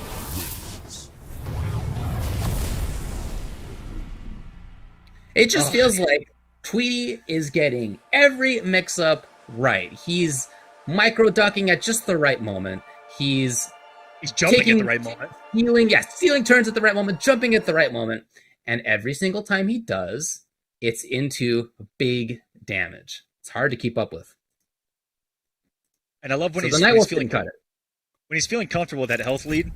Those short hop kicks are beautiful. One, you have to be up in someone's face in order to even be in range for it. It's disgusting how small that hitbox is. It makes it work because he gets up nice and close and personal. And I want to say, I don't know the exact frame that, but it has to be around like 9 to 10 frames, which is absurd for a short hop kick. I think him and Shao Kahn's are two of the fastest in the game, and online is just an enhancement of how hard that is to block because quick overheads don't exist in Mortal Kombat in general, and he abuses it. Yeah, I mean it's punishable on block, so he's taking a risk, but it's not very common to see people block it for sure. And as you said, he's very often up close. That is a big strength of Geras, whether on grab or whether just normal combo. So, Bio now back to Kano. I mean, I agree with this. The Nightwolf just didn't do too much. Timing was for breakaway. It didn't come, and now he's got pressure again. And every time Bio has to spend without resources, he just gets hit, and he gets into this massive health deficit. And unless he's in the corner, like I was talking about earlier, I think it's going to be hard for him to make these comebacks. Because the defense of Tweedy has been so solid. Wicked with buttons, but there was nothing there. There's Bio cashing out on the 300. Ooh, Tweedy tried to be so... Oh, boy, he was really trying to duck it out right there. You could see him. Biohazard got the round. We've seen that too before, where Tweedy has a health deficit and he just lets go of block and tries to pull the combat lead, right? Just hold up, be as savage as possible to try to get in your opponent's head, I think. Sometimes you gotta make the reads, right? Sometimes. Down one has been a big friend for Bio. He comes in. trying to get the knife on his opponent, just get extra range on the pull, obviously some damage from the knives himself. And now Tweedy's up close.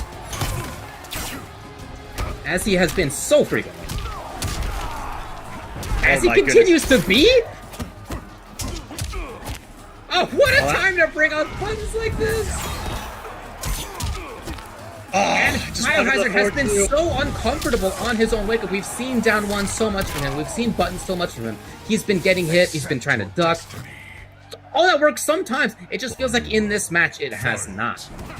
Yeah, this has been all Tweedy. All sit down. There, what's the mix-up going to be? Yeah, right there with the wake up down 1, and Tweedy had, what, 4 for 4 on meaty forward 2, which could have just worked. Man, the mind games. Biohazard's really feeling that pressure on wake up. Oh, sick. Oh, yo, what a pickup! Genius. Oh, my. Oh, wow. Ready for it.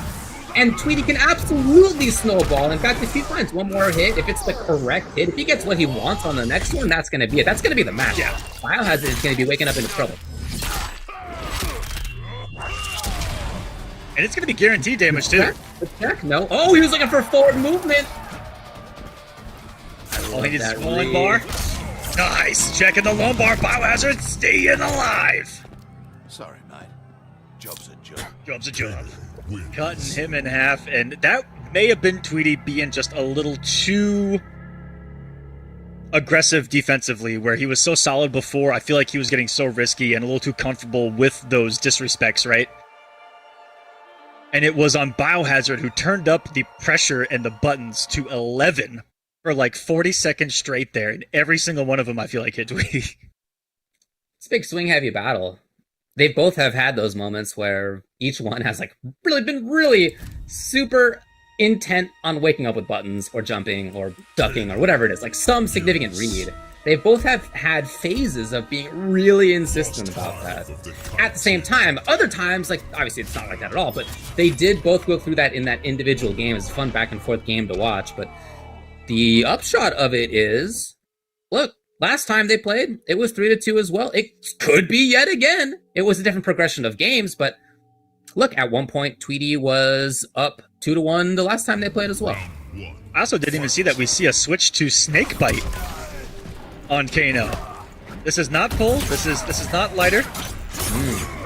This is Snakebite Kano. Even though that looks awkward because the first hit whiff still gets the combo for 30 plus. Ooh, Bio!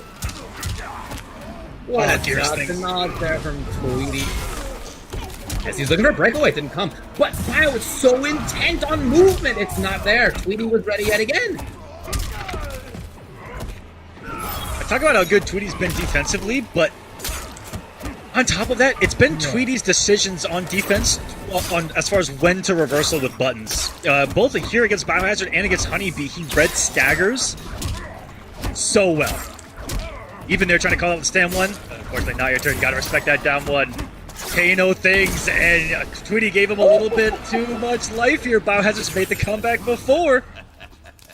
Did you see that? Series from Biohazard? Forward one, forward one, forward one. Just getting in there constantly. Got plus range to deal with here. That was plus 8,422. It is not your turn.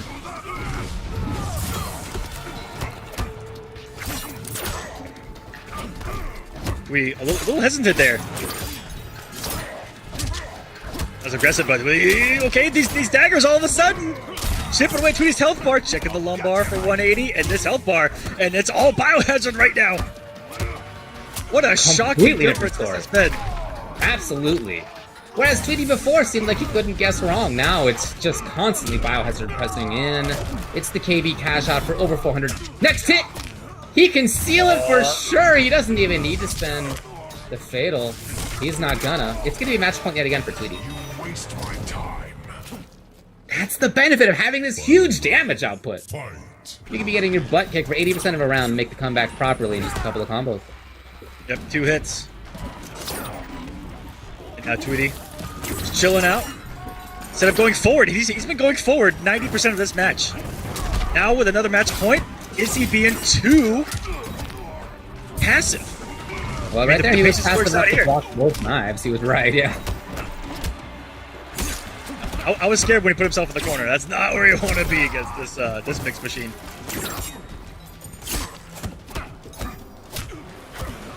Ooh, both of them very, very intent in not being what the other one wants. You see it again, the wake-up movement from Biohazard, whether it's down one, jump, duck, whatever. He's got all sorts of stuff coming out constantly.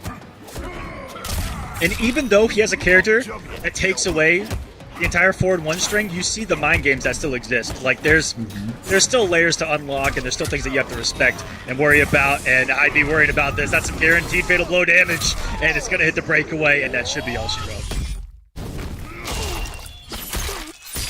Yep, I think that's gonna do it. Tweedy is gonna send Biohazard out. It was just a read on whether to do the breakaway or not, right?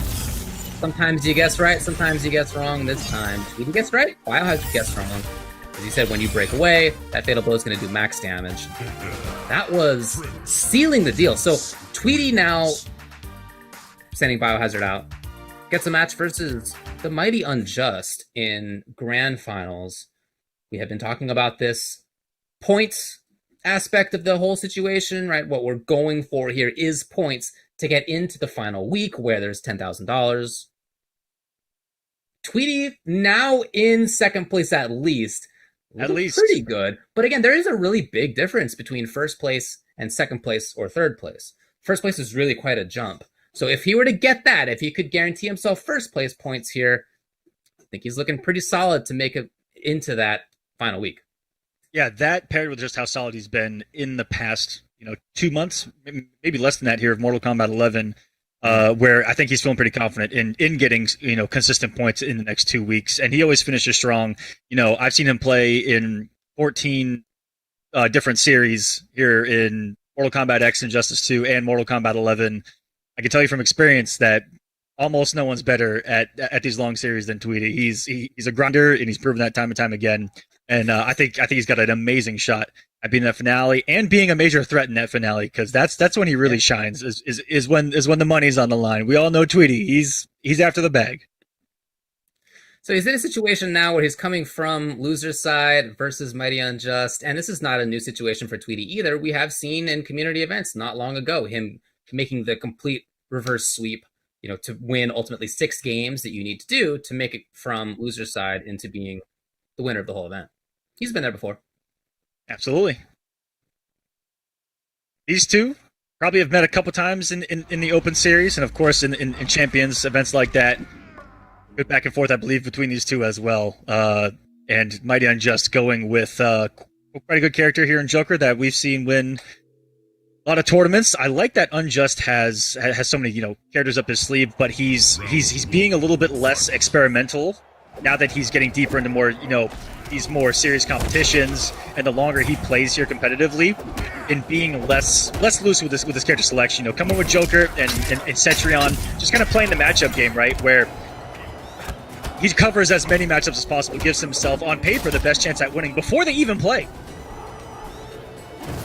He's just one of those guys that loves playing the numbers. Yeah. Sure, yeah, absolutely. Respect that. But he does need to win only 3 games to take this tournament. He's got a lot longer road. Starting it out pretty well. And starting it out, honestly, really just in the same way that he has been the last 3 times we've seen him so far. When he played versus Honeybee, when he played versus Biohazard, when he played versus Pluralmite, the man is a buzzsaw today. Oh, ridiculous. This is a character that can match Geras in damage. Both of these guys are monster dealing machines, and what a conversion by Unjust from downtown with the Jack-in-a-Box. Forward 1 fatal blow, and he's gonna beat the ever-loving crap out of Geras here for round number 1. What a conversion. That was quick. Quick character, quick mind to be able to make that work. Jumping in, but maybe a little too much. Didn't expect the back throw. Interesting. Ballsy throw there too. But, everyone's a little more ballsy when they block a jump kick now, especially an early one, because there are going to be those negative frames. Right. Really mixing things up here. Tweedy and Unjust. Wow, Tweedy's ready. And he's going to get pressure even still. He's always up close. Whether it's the grab, whether it's the hit, he's always next to you afterward. Yeah, I do love this more brawler style Gears, right? We kind of can talk about Gears and Shang the same way, where there's two, there's a duplicitous edge to the character where you could be up close to someone's face, or play the full screen game. What would complement Tweedy's game plan a little bit more would be a command grab, but he wants that damage, and I respect that. Oh, for sure. Yeah, I mean, oh, what a whiff punish. Not into Bed of Spikes. Interesting. I love these empty jumps into 1-1s. We've seen them a couple times so far. They're working. Kind of bait flawless blocking. I've even seen the intergalactic empty jump short hop kick. Definitely, yeah, that's one of the best. that's next level. That's a level of comprehension I'm not ready to deal with. Woo, very late jump kick. That's not what Unjust was looking for. Flawless block defends Tweedy's turn. It doesn't take too much of it, though. What? Gorgeous flawless block by Unjust. These guys are just showing off right now at the counter hit. Unfortunately, didn't let it rip. That would have been the time. Oh, it's going to put him on life alert here in an Oki situation. Defensive bar so smart by Tweedy. Saw that he had the defensive meter, immediately went into a more reactionary situation. Guys, take notes. If you knock someone down right there, they have 2 bars of defensive meter. Being aggressive can be a really good read, but it's not, percentage-wise your best move. And so Tweedy kept it really safe there, sat back, looked for a wake-up, reacted accordingly. Super smart, closing out game number 1. And that was a situation where all he needed was 1 grab. It wasn't like he needed anything more than that. So whereas grabbing, whether you tech, one way or the other, is typically informed by where you're going to end up on screen. Are you going to throw me into the corner? Okay, fine, I'm going to tech that direction. Like, that's what you're looking for. There, though, it's just a 50-50, right? Whether you're going to end up doesn't matter. So we did see Unjust bring out Kano earlier when he was playing against Deadly Rebel. Brought out Kano versus the Frost. And went from being down 2-1 to winning the whole thing 3-2. If there's one character you want when the floor is lava, Kano's a pretty good choice. We just saw one of the best Kanos in the world, Biohazard, have a lot of trouble with his Garrus, though. So that's right. Into a very interesting choice. So Unjust has to be thinking, I'm just gonna throw something. I'm a different player. I'll be throwing something different at him. Let's see if he can adjust. Because when we did see this Kano, it was cooking. Oh yeah, it looked good. But this is starting very much the same as it has been starting. Tweedy and the Hicken from. He has just been in there, right? His mix-ups have been strong. His game plan has been to not let Kano breathe, and it is working flawlessly. And it's a really good game plan to have against this character, because this is one that you don't want to let, be an airborne all the time, being at max forward 1 range. Tweedy's just been in his face, up close and personal, pressing buttons. It's worked out. It worked out versus Kano. It worked out versus Devora. It worked out versus Raiden. It's working out tonight. It's been good.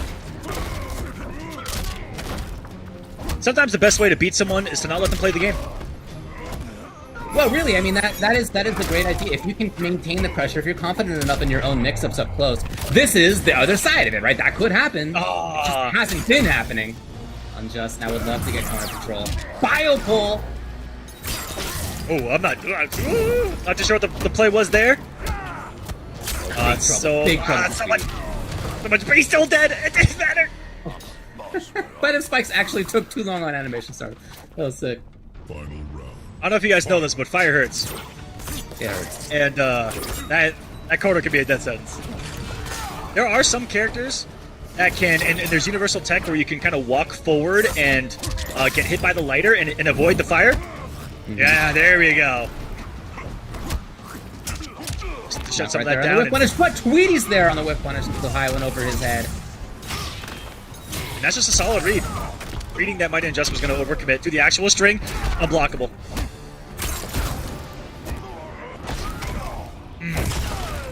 Tweedy with pressure, Unjust with no defensive bar.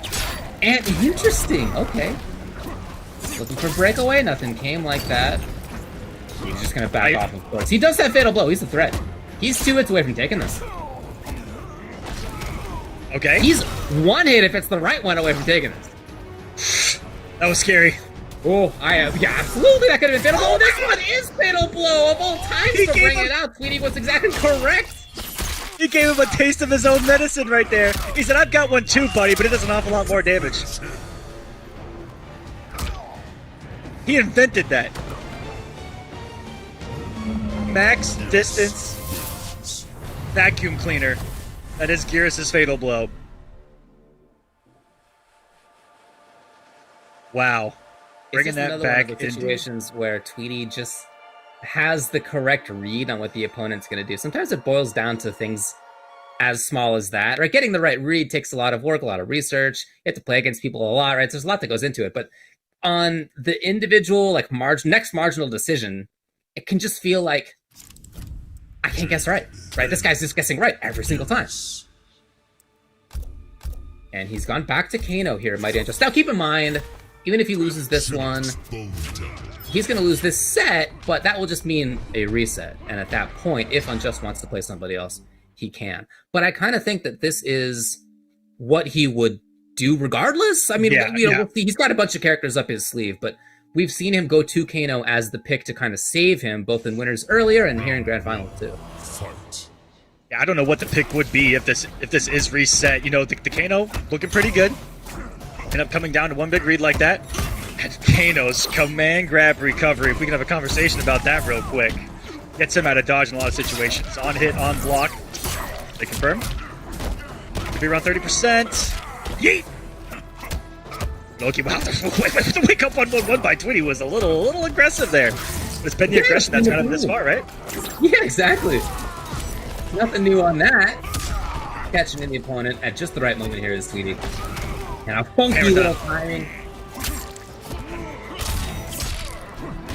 Good check right there. The dash up 1-1. What are the Tweedy specials here? Pure aggression catch is the forward movement. And now he's really one hit away with Fatal Blow in play. Yeah, just the right thing. Sure. Oh, not going to happen. Unjust finds the moment for himself. Round 2, fight. Trying to stab in there for the KB. No, I love the idea of the keep up. That was a disgusting sequence. About 4 things right there that Unjust did were godlike. The conversion and then Tweedy with the answer. He said, freeze, bro. Chill. Calm down. Hang out. Advantage anti-air. Predictable. And it's a situation from so many different times of Tweedy being able to pressure here up close. And the tech even there, still ready. Threatening grab, Unjust did nothing.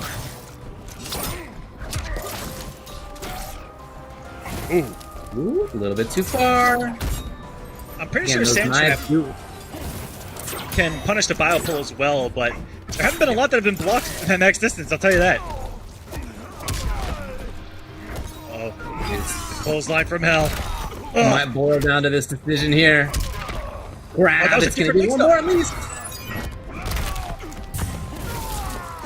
It even he reacted to the roll away. That was disgusting from Tweedy. And I love the change-up off the 1-1 as well. He hasn't thrown that all tournament. Just 1-1. His opponent's looking for a 50-50, fuzzying for his life, and then throw. That was so smart. High. And his opponent gets in there. Wasn't looking for back throw. Hello. Do some damage on the table for the side switch, and that was an awkward launch. Tweedy kept that thing much safer with the down 2. Wake up for it! Okay. Yo, tons of damage pumping out. And now, oh, he catches the opponent trying to move. Unjust maybe a little bit too far. Even Chip's a big problem for him here. Oh my goodness. Unjust has 1 more to live, and the forward 3, forward 3, forward 3. One of the keys to Tweedy's reset of this bracket. Not just forward 3, but 3-0 here for Tweedy in that first set. So now the question is, in this second set, it's going to be Geras, obviously, for Tweedy. He's not obligated to say that, actually. You can switch, but he's not gonna. It's going to be Geras. What's Unjust's choice? Which character does he go with to try to win the second set?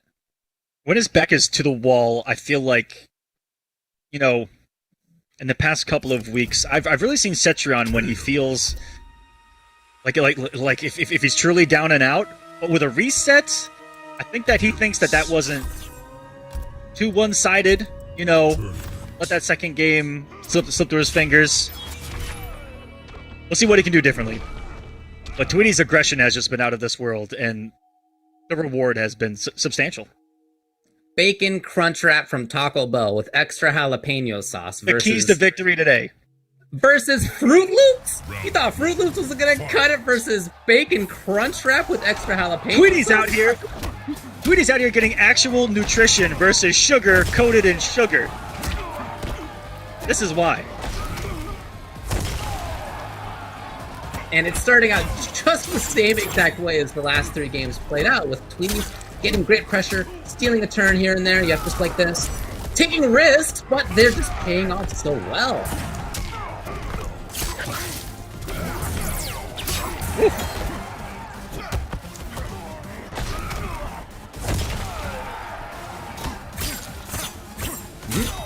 Wow, wow. Stuck on it. Well, it could have been into the chemical, right? At any time, you never know. That is the mix-up, and welcome to Down One Fest 2021, ladies and gentlemen.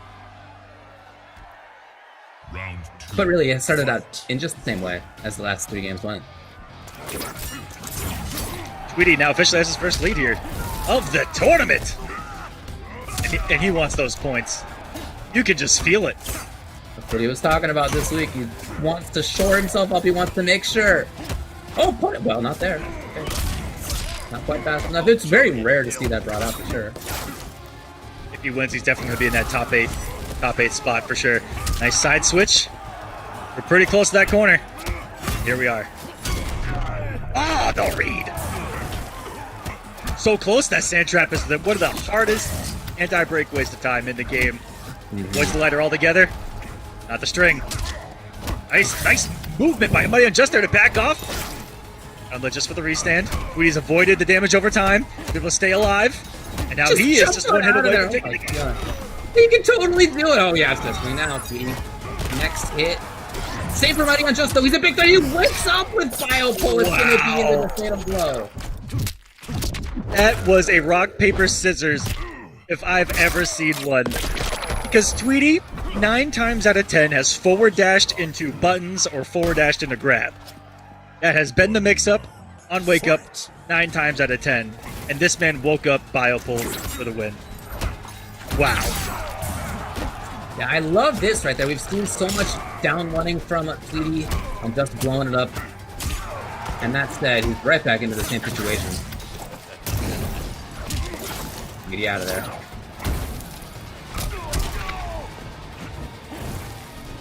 Trying to catch Landings, it would have been sick.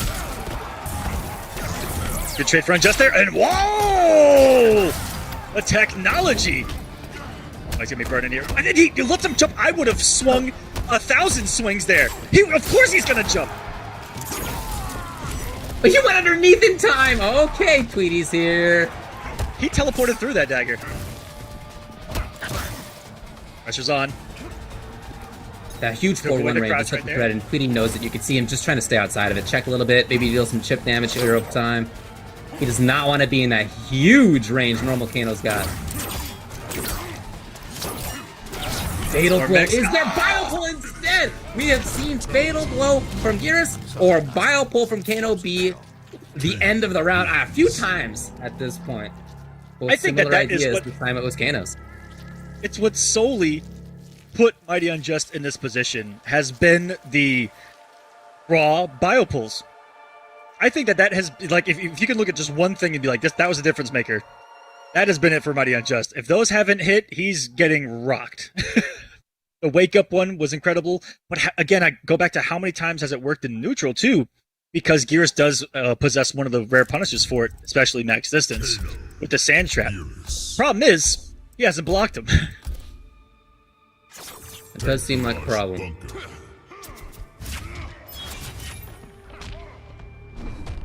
But cool to see for Mighty Unjust's sake that he's able to battle well here. Take a game. A feat he was unable to do in the first set. 3-0 was Tweedy's win. And it was looking pretty rough early on in that game, too. That's just going to show you that looked like a Biopole to me. I think he tried to start off with round 1 Biopole. And there's another one. Biopoles. And he's doing some of these at pretty close range.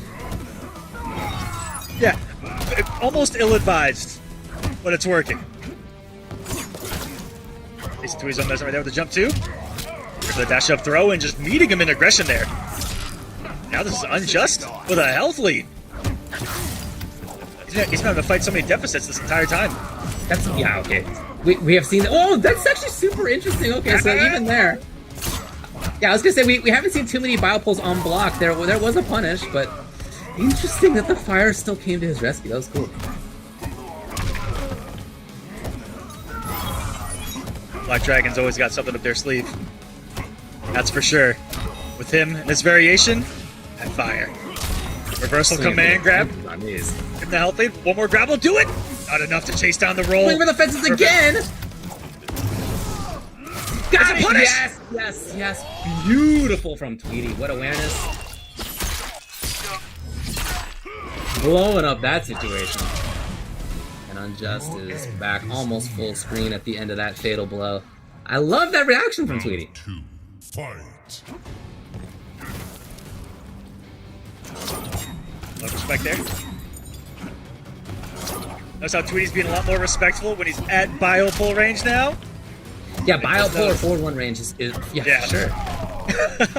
Because before Tweedy had the freedom of just kind of doing forward 3 anytime and anywhere he wanted to, what it felt like, right? Oh no. Okay. Woo! Not quite in time for the whip punish. Taking advantage of those minus frames after the jump kick. Can he punish? Yes, here it is. Oh, okay! Will he break? He does, but Tweedy this time does not get it right. One hit for both now. Unjust has the bar. Oh no, that was the opportunity. The punish was oh my, he let it rip! He let it absolutely rip! What? That money is just a player who doesn't often let it rip in that way. Right there! Yeah, that was rare. That was a rare, full-on risk from the mighty Unjust. I mean, he's been that way with the bio pulls, but that one was life or death. Love it. Maybe he's pulling out the stops at this point. He can take this one, he's only a game away. This round, then one more game. Oh, what a backdash for Tweedy, just outside of the range of forward one, get the whiff punish. He's got a ton of damage here. There was a break after all. My man, what? Side switch. Oh, there's that aggression from Tweedy. Loving those dash up mix-ups. No conversion, and that may have been 100% intentional. Wanted the interactable, not up for the kill. Punish. Well, it worked out. I think you can just do sand trap, but it worked out. Tweedy. Yeah. 1-1. That thing is very hard to punish. Even I fought it with a character like Cordal who has some of the biggest range. Even on his quicker buttons. 9 frame going around the same distance as that forward 3, and it's still really tricky to punish that thing. And I think that you just need to universally go for that sand trap. But still, on chip right there could have killed. He just stopped the forward 3 early. We'll close out the round 1-1 situation here. Post reset. We're down to the wire. Unjust has been fighting for his life for these rounds, and he's making this work. From the 3-0 that Tweedy put, the situation that Tweedy put him in after that 3-0, he's making it work. Gotta give credit where credit's due. And doing it with a character that he, has just progressively made adjustments throughout the set.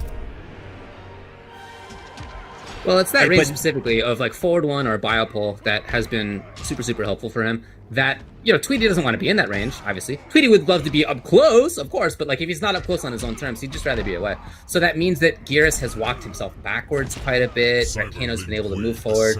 Yeah. Approach the corner. It hasn't always worked out, right? But that strategy makes a lot of sense. It is being effective. And it was super effective when Tweedy was being the most active, right? But now that he's being less active, blocking a little bit more here, especially at that range, it slowed things down a little bit here, and now he's finding those hits again. But You're fine. He's Yeah. plus right there, David. Down 4 into command grab, yeah. You're fine. He's got to laugh through it.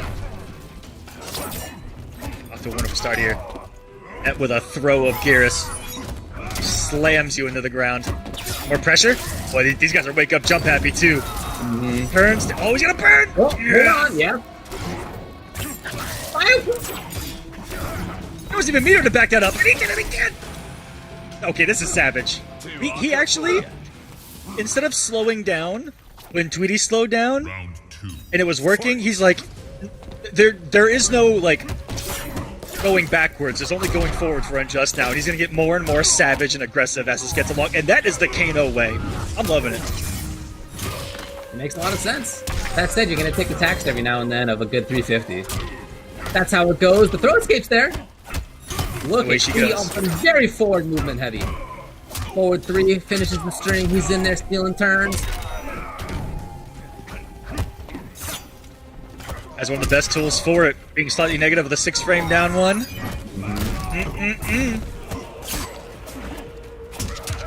Oh, he got punished for that! On it. He got Yeah, punished for reading a command grab! David, I can't. Woo! Mighty, I just trying to run it through. If you can find the right hit, yes, he needs one more correct hit here. I don't know. I think he's in the raw fatal blow. Outside of 4-1 range. What Wow. a call by Tweedy. Did he have no defensive bar? If he had defensive bar, that was... Okay, he didn't. I think that was just He chill. did. Okay. Oh, I was about to say, if he had bar, I would have almost cried. Fight. Sometimes you're a genius, but yeah, looking for chip there, I think.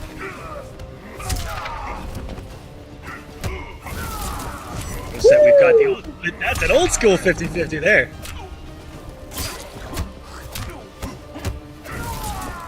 Oh man! Speaking He's of, bringing out the mix. is this Combo Breaker 2019? Right.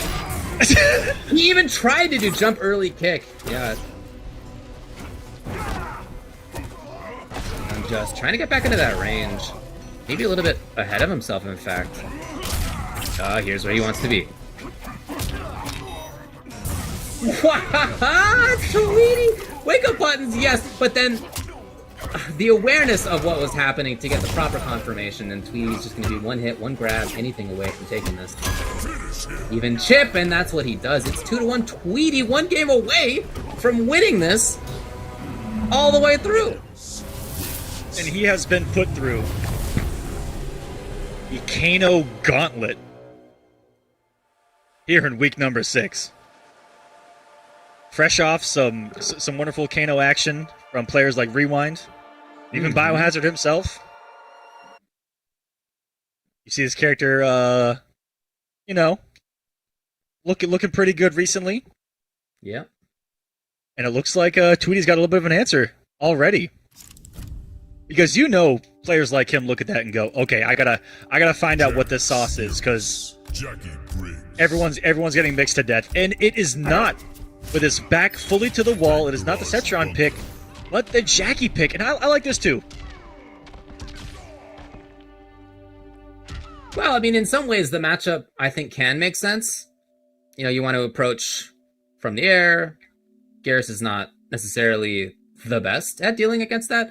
But that said, when you watch Tweedy play versus Round top-level Jackies even, fight. I mean, he makes it look difficult. He's always at the right spot. He's always up close, right? He is ready for the air approach, ready for the whip punishes on the ground.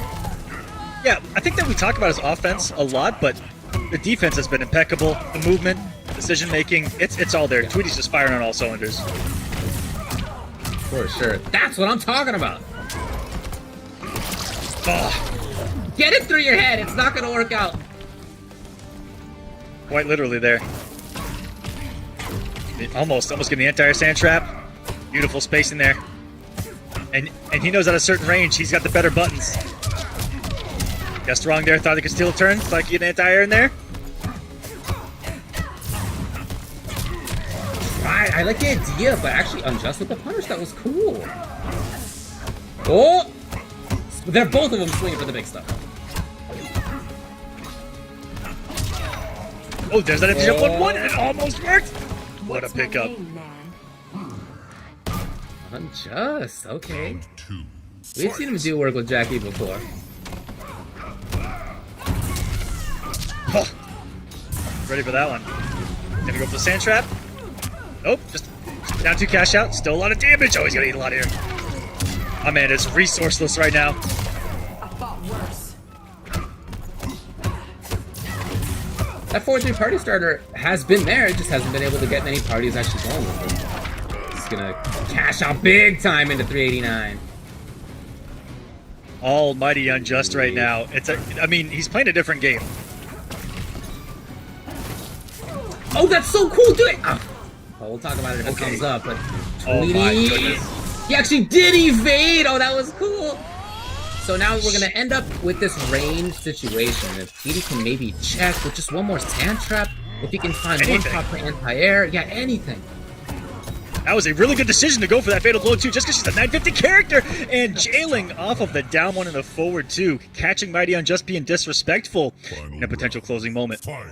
Match point, tournament point now for Tweedy. Unjust trying to stay alive. The switch of Jackie's looked so good, but Tweedy's looked even better with these flawless blocks. That was incredible. Twice against this Jackie already.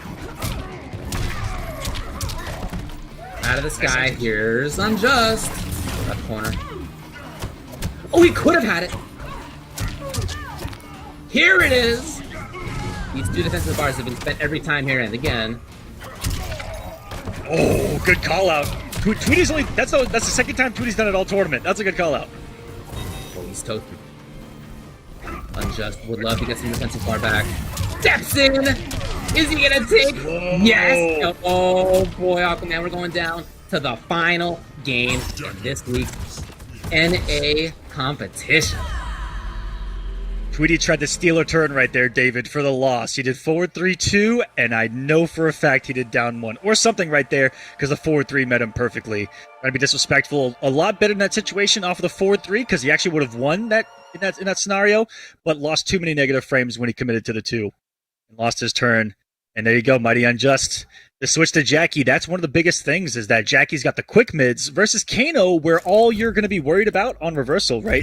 In a negative situation is a down 1. You know, Kano can't really just throw something out and hit confirm into it like a character like Jackie can. When it's Jackie's turn, she can take it with safe, multi-hitting mids that are hit confirmable, and that's a bit of a game changer. It is the final game. We got Tweedy on the left. We got Unjust on the right. These are both players who are looking great in points, but nevertheless, you want to get as high as you can in those standings. It is the last game of NA East. Number 6, what a start for Unjust! Woo! You are down Going to a the mile a wire. minute to get into this. Look at this! Yeah, That's the count it. we talked about. It's the bar at the last second. He's going to get it here, and wow, we are going 100 miles an hour. Unjust lost a little bit of damage right there. He's going to have a turn, and Tweedy trying to be disrespectful again in those slightly negative frames. Oh, look at that. Would you look at that knee? Look at that knee. We got Tweedy here for pressure yet again. A couple of times. And again, it's that far jump, looking for the air-to-air one. We've seen so many times. Ooh, Tweedy got that first. Oh! Okay! I think that was Unjust calling him out. I think you're right. For sure. Okay, give him some life Hoping here. to stay alive in this round here is Tweedy not willing to give up on the round. I always like this. I always like that decision because against her, it's only going to leave you out of one hit situation. He And cannot do a Tweedy sand trap. If he's on that, He actually couldn't. He cannot do a sand trap. He will die if he goes into it. Oh no! I love this from Mighty Unjust. He's just hanging out. Why move? Right? Why Shifting take sands. any risk at all? Oh no! Gorgeous choice by Mighty Unjust. The approach was so good, forcing Tweedy into the corner. It's match point, tournament point for Unjust. Fight. This will be one of the biggest comebacks I've seen. He has been clawing, scrapping, swinging his way through these matches and winning them by the hair that might not exist on his chin. He is pretty young. Stepping right back in. Toasting there is Tweedy. He didn't believe in the stand one.